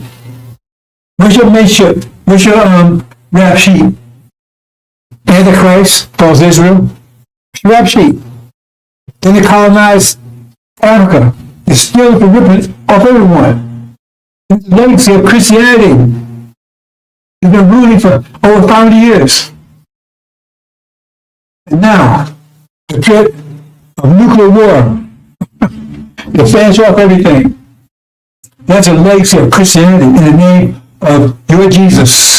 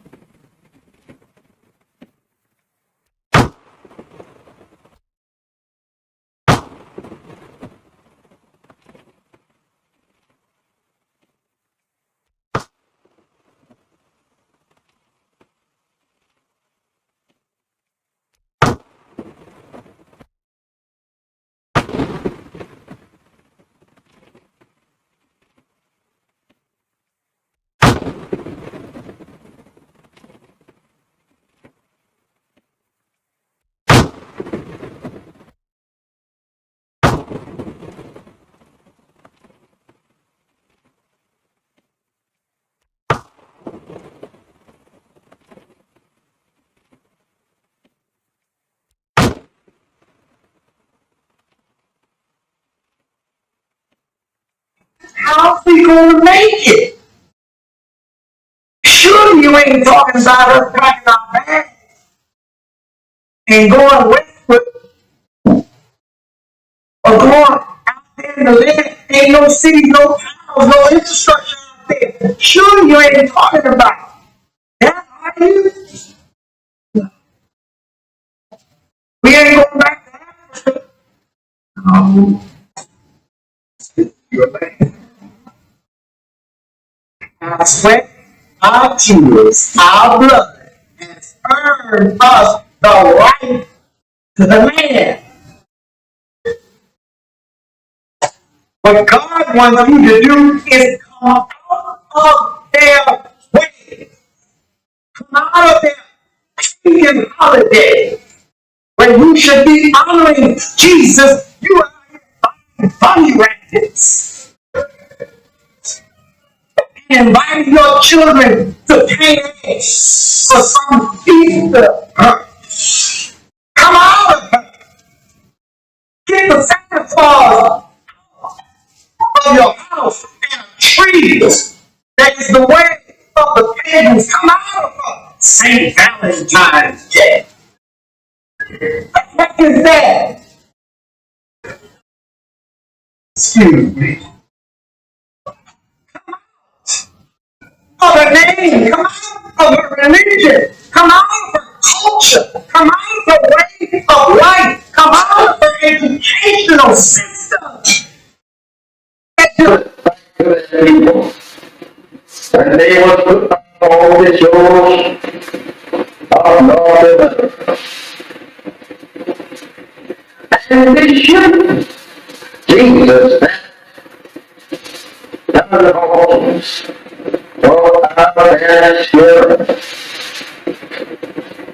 They stood and said, it is a parent and behold,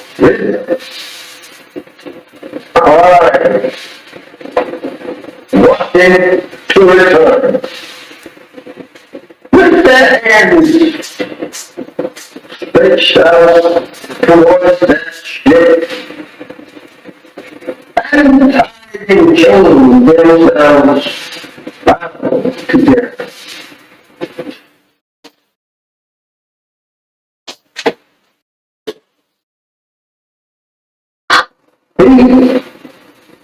And when they must put all on this memorable shows, they took them, scattered that ship that brought them to a strange land, and these strange people who could not speak either one's language.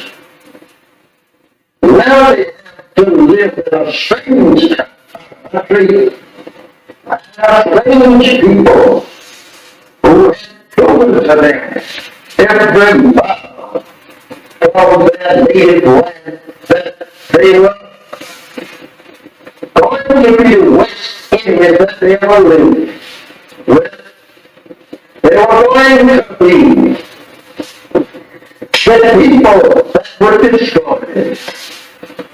They soon discovered that all mischief that they were being brought here.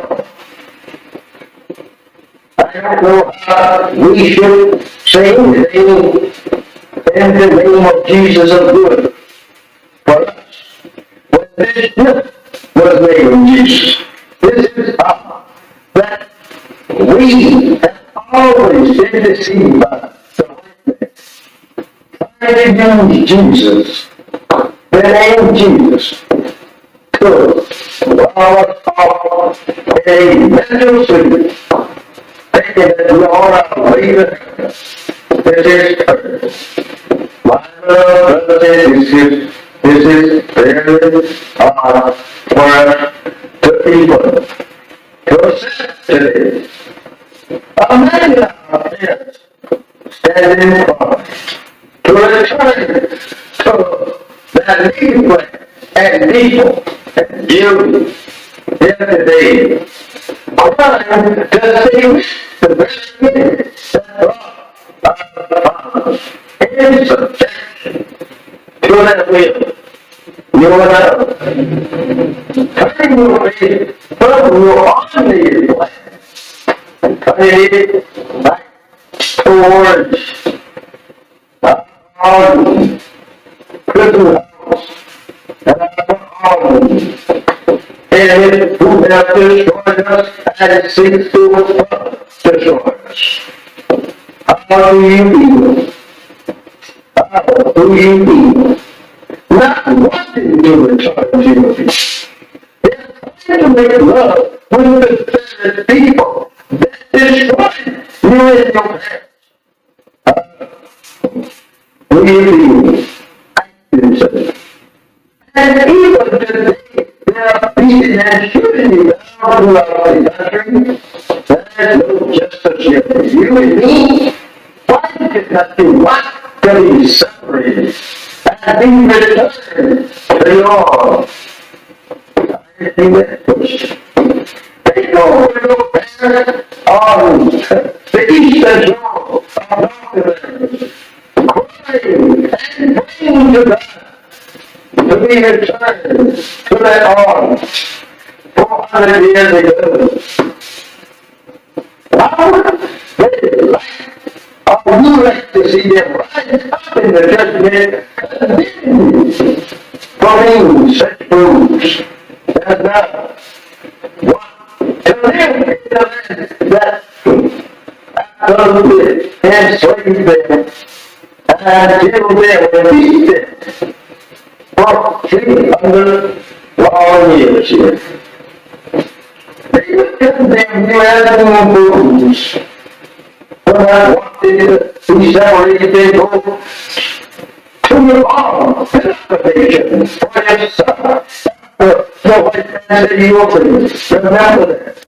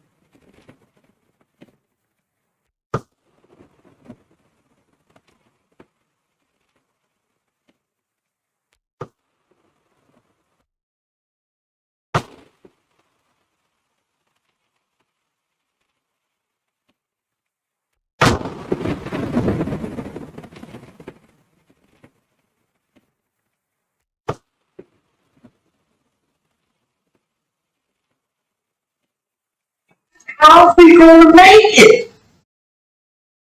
Sure, you ain't talking about us packing our bags and going westward or going out there in the land. Ain't no cities, no towns, no infrastructure out there. Sure, you ain't talking about. No. We ain't going back to Africa. No. This is your land. Our sweat, our tears, our blood has earned us the right to the land. What God wants you to do is come out of their way. Come out of their pagan holidays. When you should be honoring Jesus, you are here buying bunny rabbits and inviting your children to paint eggs for some pizza. Come out of her. Get the Santa Claus of your house and a tree that is the way of the pagans. Come out of her. St. Valentine's Day. Is that? Excuse me. Come out of her name. Come out of her religion. Come out of her culture. Come out of her way of life. Come out of her educational system. People. And they will put up all the shows of Lord and they should. Jesus done all things for our spirit. They stood and said, it is a parent. And the old wisdom. I wanted to return with the hands stretched out towards that ship and tiding chains themselves bound together.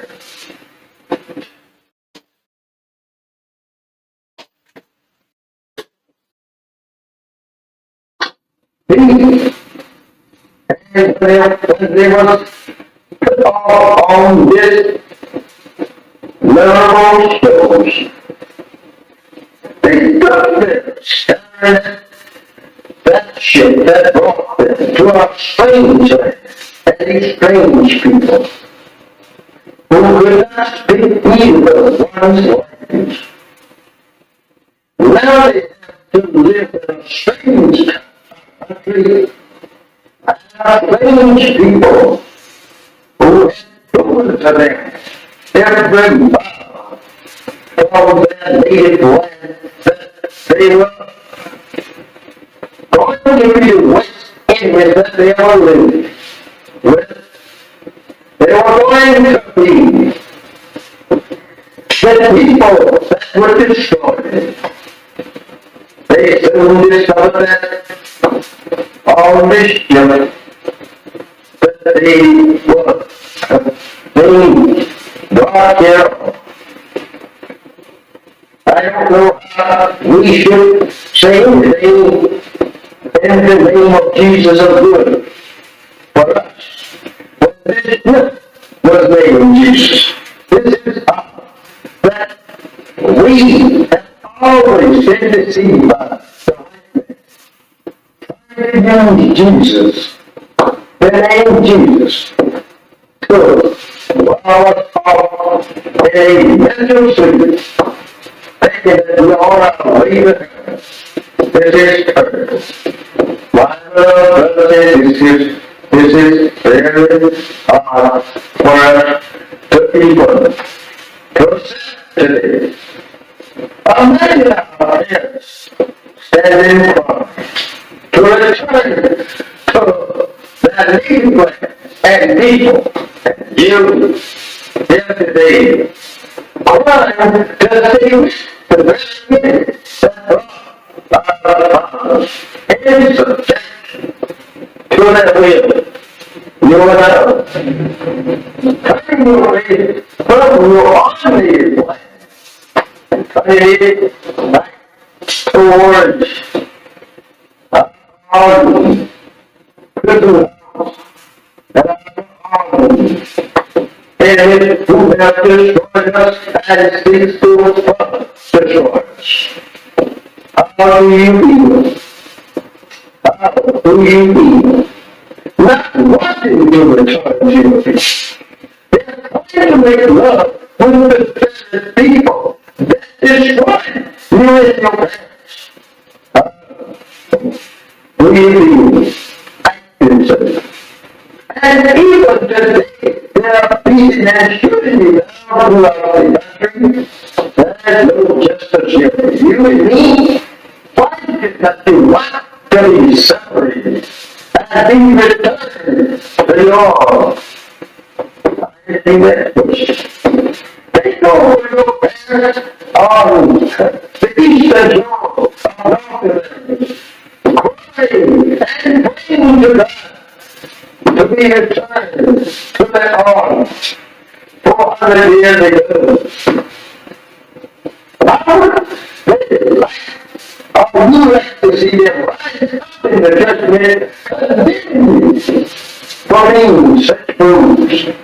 And now, what to live in the land that absolutely enslaved them and killed them and beat them for 300 long years here. They would condemn you as fools. When I wanted to be separated, they go to your arms and application for your son. The white man said he opened. Remember that.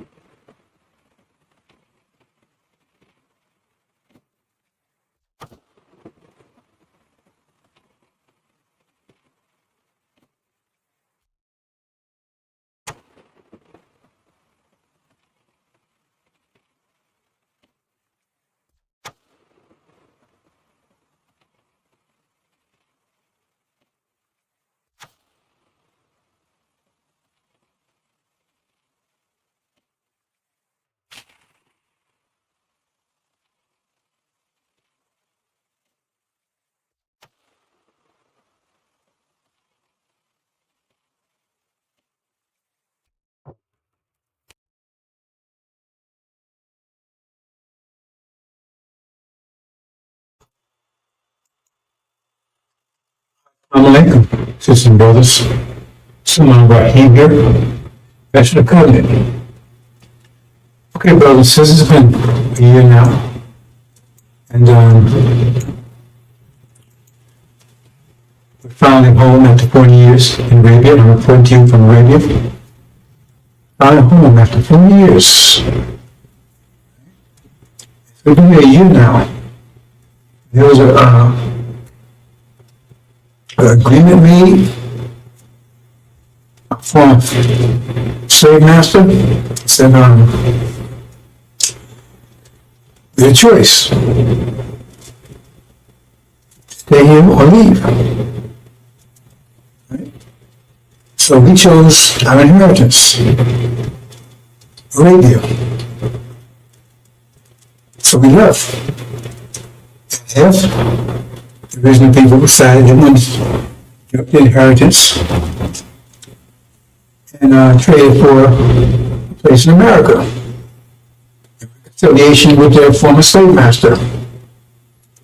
It's their choice. They chose We don't want to go over to Arabia. We don't go over there sand and all that stuff. We want to stay in America. We've been here all our lives, been here 40 years, born here, right? And we can make peace with a slave master. Okay, so they decided to stay. And so after a year, right, we get reports of how things are going over there. And it doesn't sound too good. How things are going over in America with their reparations. Because they was given 6 states, I believe.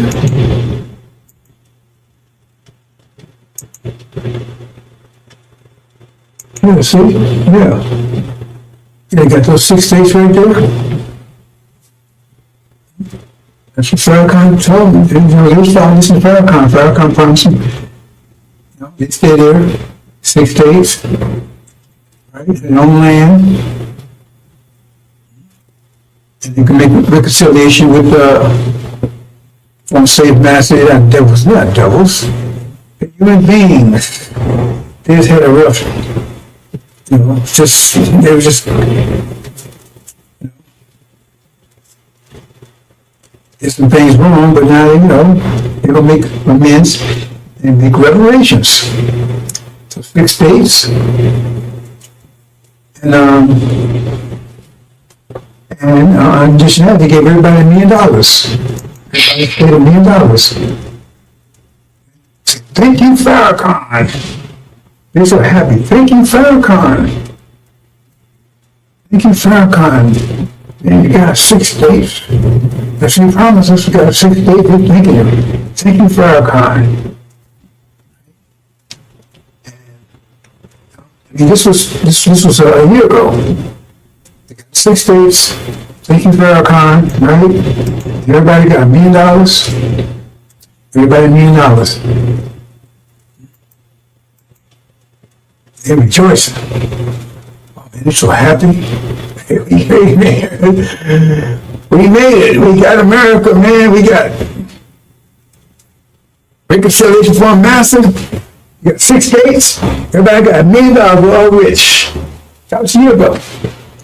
We left. We in Arabia. They're still back in America. And now we're getting reports a year later. This was the way it was a year ago, man. They were so happy. They were so happy. And now we get reports, so what's going on right now? Let's see. Oops, he says a power failure. Great power failure in those 6 states. Power failure. And just those 6 states. So,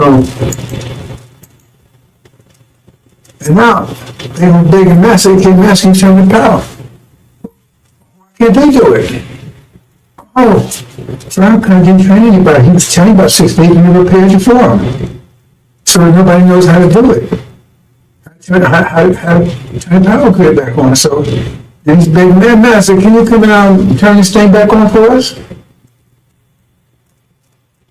I mean, you would think that if he told them 6 days of promising that we would have prepared them for, right, in schools and education, whatever they needed. But I guess they didn't, because they said, oh, wait, now he's begging this from the master to come and turn the power back on. Then what? This is all that's happening now. I mean, I'm getting these reports in now. A year later. It's like they're coming in every hour. Power grid failure, right? It's a crop failure. All of a sudden, there's no. They looked at the farmers when they done. Farmers said, "Oh." So then, master, what's happening here? How come no? Crap. It turned out that the land they gave them wasn't that fertile. A year later, how's it going? Crop failure. And now master, what's going to happen here? And then, I mean, all these things, every hour packs coming in, right? And then they look, and they had, a year ago, they had plenty of food on the shelves, right? Now, they look there now, and all the food's gone. We're going. She said, what am I going to do here? So what's going on? The house is empty. She said, Master, we need some food. Well, how come you can't put your own food? I mean, you want your own country, you got your own states, that's your country, then you run it. What are you calling us for? So they're praying, and then, oops, no fuel. But there's no fuel there. Well, you got to buy your fuel. You got to produce your own fuel. What you calling us for? You got your own 6 states now. What you calling us for? Go and get some fuel. You got money, right? You got your own states. So you got your own. What you calling us for? You said you wanted your own, so now you got it. You got your reparations, so we don't owe you anything anymore. Anything anymore, so what you calling us for? We don't owe you anything. You said you agreed to 6 states and $1 million per person. You took that instead of the inheritance, just what you call Abrahamic covenant, Arabia. You know, your brothers and sisters, they left, they took that was all for them, they took it. And you said, no, I want this instead. So now you got it. So what you calling us for? Oh, no communications. Oh, man. No communications, right?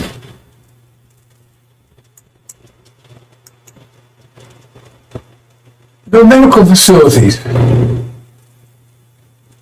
So what's going on? And I said, wait a minute, hold on here. What you calling us for? That's you. You got to handle that stuff. You want us to handle it for you? You want independence, now you have it. I mean, wow, this stuff's coming every hour, man. Instead of like a year, they were celebrating. And now they're crying, begging the master of game. We've got all these problems here. I said, wait a minute, that's your supposed to come about your problems. You have to work those out. No transportation, I mean, no planes or nowhere.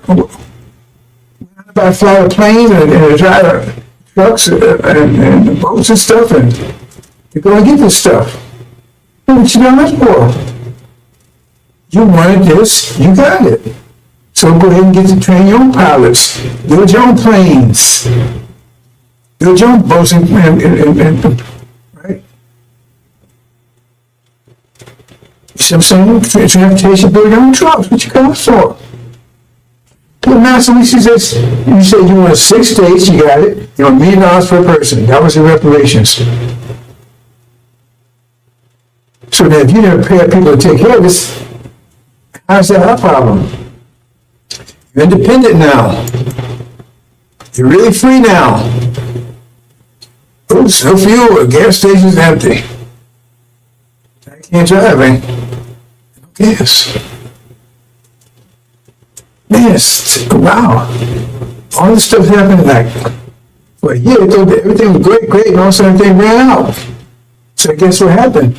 Everything was good when they got it, and it ran out. They had to replace it, pay the fuel, to get the farms going. So they was left with that stuff. The factory was full. I mean, house full. And you had to keep. They thought that was just going. I guess they thought it was just going to be there, just by itself. They didn't prepare for it. See? And they ain't trained any engineers and scientists and architects and stuff. They didn't train anybody. So he told you he don't get this for you, but he don't pay you for it. He didn't get anybody to handle this stuff. So what was that all about? So then I said, Master, you don't call on me. You was here, you had it when you was here with me. You said you want independence, you want to have reparations, so you gave it to you. Well, calling your brothers over there, they left, they handled their own business. You said you want to stay here. Right? Don't have any professionals or technicians, scientists, doctors, none of that. See, I mean, that's what, you know, because I mean, if you're going to set revelation, you should be praying for that, right? So if he was telling you about revelation, you should be praying for it. If he said, God said that's where he's going to get you, so God told him he's going to get that for you, then he should, like when God told Noah there was a flood coming, told him to build an ark, so he started building an ark. And so you should start preparing for the 6 states, and the reparations, apparently you didn't. So now, it tells you, look, hold it. We want total separation. I mean, look, we don't want you to call us no more. We don't want you to call us no more. Because you're wearing us. You run your own country. You got your own land. Right? You got money, me and us, all this stuff, right? So now we got to protect your money and everything too. No, you have to create your own money. You have to do all these things, your own wealth, not ours. Right? So we're going to cut you off from that too. That's all economics. So they're going to tell it, they tell all the people, and all the white folks, right? All the black folks, all the black folks is either in Arabia or in those 6 states. That's the solution. It'd be one way or the other. There could be no integration, that kind of stuff. That's the deal. You said one or the other. So all the black folks are here, and no integration, that kind of stuff. Right? Was it one or the other? So they're there. So they said, okay, right? So they just said, we're going to take our money because we don't know what y'all do over there. You have your own money here for your own wealth.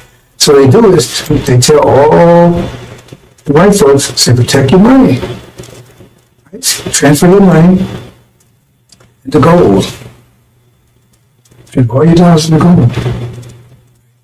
Now remember, they gave everybody $1 million apiece. So everybody got $1 million apiece, right? They say transfer it to gold. And then what happens is what they do is they start just printing money. Which is not printing money.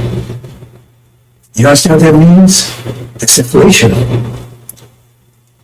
Because if you got $1 million of gold, a million ounces of gold, say $1 million ounces of gold, understand this, and you got 1 million certificates, then you say each certificate is worth 1 ounce. If you got 1 million ounce, each certificate is worth 1 ounce. Understand that? You got 1 million ounces of gold, and you got 1 million certificates. Each one of those certificates is worth 1 million.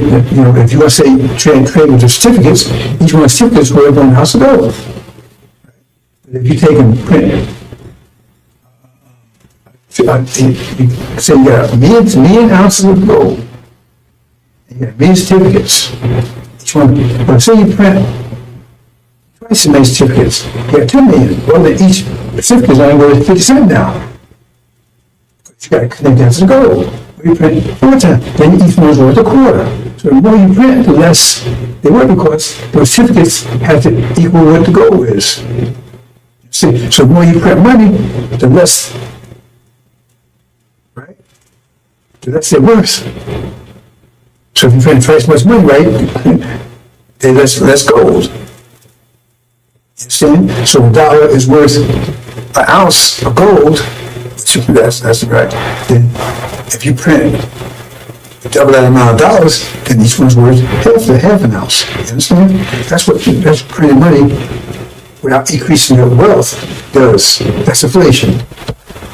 So what happens is they keep printing. They get down to where $100 is worth a penny. See, that doesn't affect their people. They try to protect their money because they transfer their money to gold. So gold still has its value. It's just the dollars don't. Still got the same amount of gold. But the dollars, they get down to a penny. So you can't buy it. You get $1 million, now $1 million worth of $5. That's all it's worth. $1 million. Hardly worth anything. Otherwise, budget, that's our money. You gotta have your money, control your wealth. You can't keep coming at us what you're doing. And you think they will do that? You've been a gossip lately? You see what happened to the trees they made to so-called natives kept telling me you had a fault time because they kept making trees, but then they broke the trees. They took their land and genocide everything else. But no, they wouldn't do that to you. See? Because now you have, your money's worth for nothing. They haven't lost anything. Because once that money's worthless, it's no good, right? Then you burn it up, it's all it was, it's worth nothing. People still got gold, and even if they take it, hold on, the money hope to increase again, they just use another certificate, use another form of money. So it's still worth nothing. That $1 million you had, you was happy with now, it's probably worth maybe $1. So you can't buy anything $1. Plus the economy's collapse because everything is failing, and you don't know how to repair it. You don't have the communications. You don't have to do any of this stuff. You're an engineer, but how should I know anything? Because it's our company. Right? He didn't know how to prepare you. He told you to give 6 days. He told you, listen to me. Right? Now, you're broke. The economy's gone. You have no food, no electricity, no power, anything. It's not their fault. They gave you what you asked for. That you still have to inheritance for that. And then they closed the border. Because you're going to try to get back into America now. We want to come back in, Master. No, we don't want you back in here. We sorry, we want to come in. No. As you chose, you stay there. They closed the border so you can't get back in here. You get back in into what you call your land now, Swaziland or something? Farrakhan. They call it Farrakhan. Farrakhan. You got the Farrakhan. Right? So they close the borders, you can't. Because now you're hungry and everything else, your money's worthless. Oh God, I come back, Master, I come back, work for you, I work for Popeye, I do anything you want. No, either they live in Arabia or they in that land. There are no blacks in America any place, just in that land and those that you 6 days. And then you're starving, you ain't got no money's worthless, nothing works, and they close the border. And then you see Master Anthony on the phone, he talks to the guy, you get feed and help you. He finally got rid of niggas. Finally got rid of them. Finally got rid of them. So you see on the phone, yeah, it worked.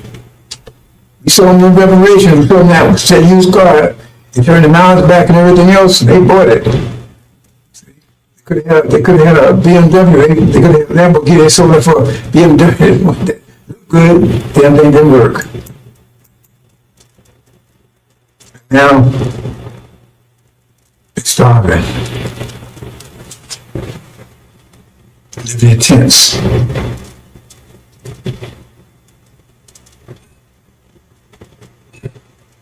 Praying.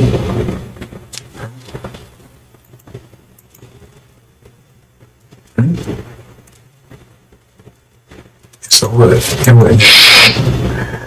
What we gonna do, Farrakhan? What we gonna do, Farrakhan? You told us to take reparations, so we did, but they gave us everything we asked for. What we gonna do, Farrakhan? What we gonna do? Pray.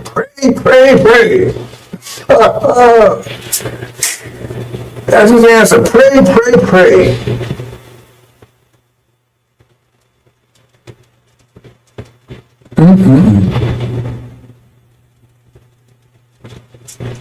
That's your reparations. Like Elijah Muhammad said, in a big picture. Leaving, the blacks staying on the shore, the ones stay behind, and they was whooping their ass. But they thought you think they would give you some land to take care of you? You think they wouldn't do that? They go bankrupt, give everybody $1 million, you know what it is?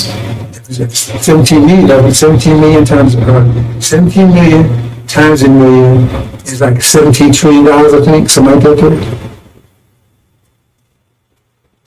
What are they going to do all for you? They want to get rid of you. So now they have to see it. Because they close the border, what you going to do? When you want to fight, they come out, they close the border. They got the military around there. finally got rid of you.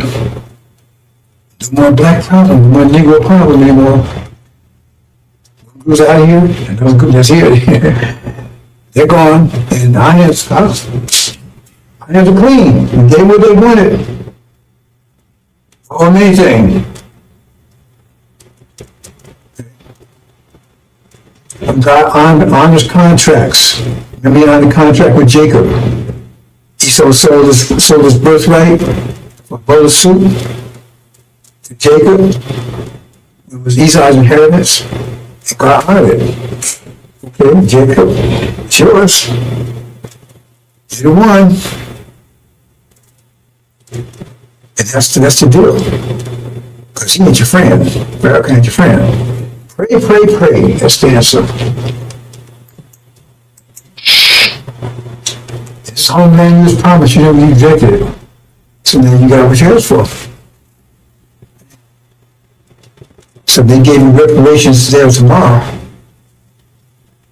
How would that scenario not play out like that? But it's okay, you got it. Tell me how the scenario wouldn't play out like that. And tell me why they wouldn't do it. They love you so much, they can say, okay, we're going to take care of them. And I said, go out there and take care of you when he was right here. He was working at Popeyes and then they get up on Section 8, all that stuff right here. Because you know they're trying to get rid of stuff right now. Trump's trying to get all that stuff right now. Because they're closing on you don't realize it. Anyway, that's just, that's what's happening in America. Wow. Of course, coming here. It's a disaster over there. You know, I just got a call. Well, really? You serious? Our ambassador just got a call from I don't know what they call it Thailand or something. I forgot what it's something called right there. That's his thing. They begged us to come and help. Can they come over here? Can we come and get them? Really? Can we come and get them? Bring them? Oh no! And he even asked Master Farad Muhammad, right? He said, no, hell no. We ain't going to get them. I agree with that. Yeah, the bastard said he's called him and he passed the word to Master Farad Muhammad. Master Muhammad said, send him back. Listen, no, we can't come and get you. You made your choice. Live with it. Or die, whatever the situation is. Wow. I can't do that. They actually sent a message over. Well, they did. I have a communication, but somehow they got the information over to him. Said, would we please come and get him? Nope. No, tell them no.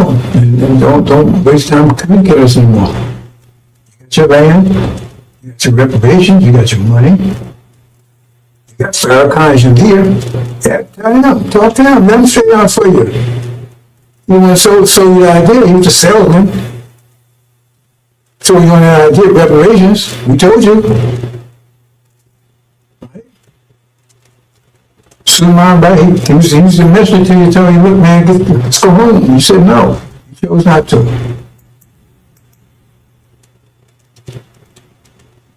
Okay, well, since that's a sad story. I guess that's it. Is that it? Oh, they're not getting more reports.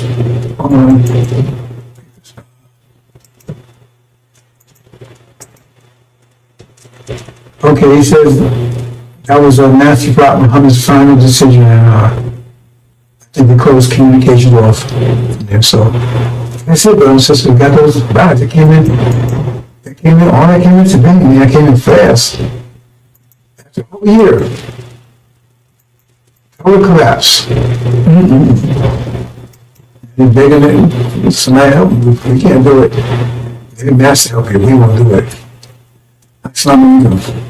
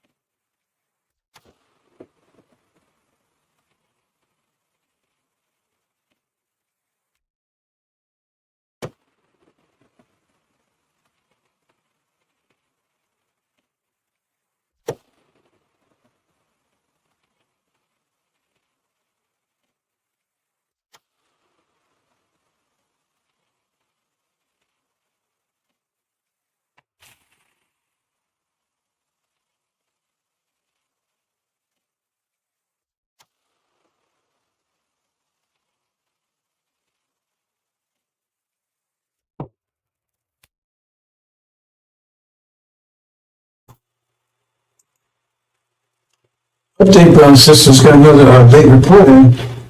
They said, well, if you won't come and get us food, we at least send some food. They begged him, please send some food.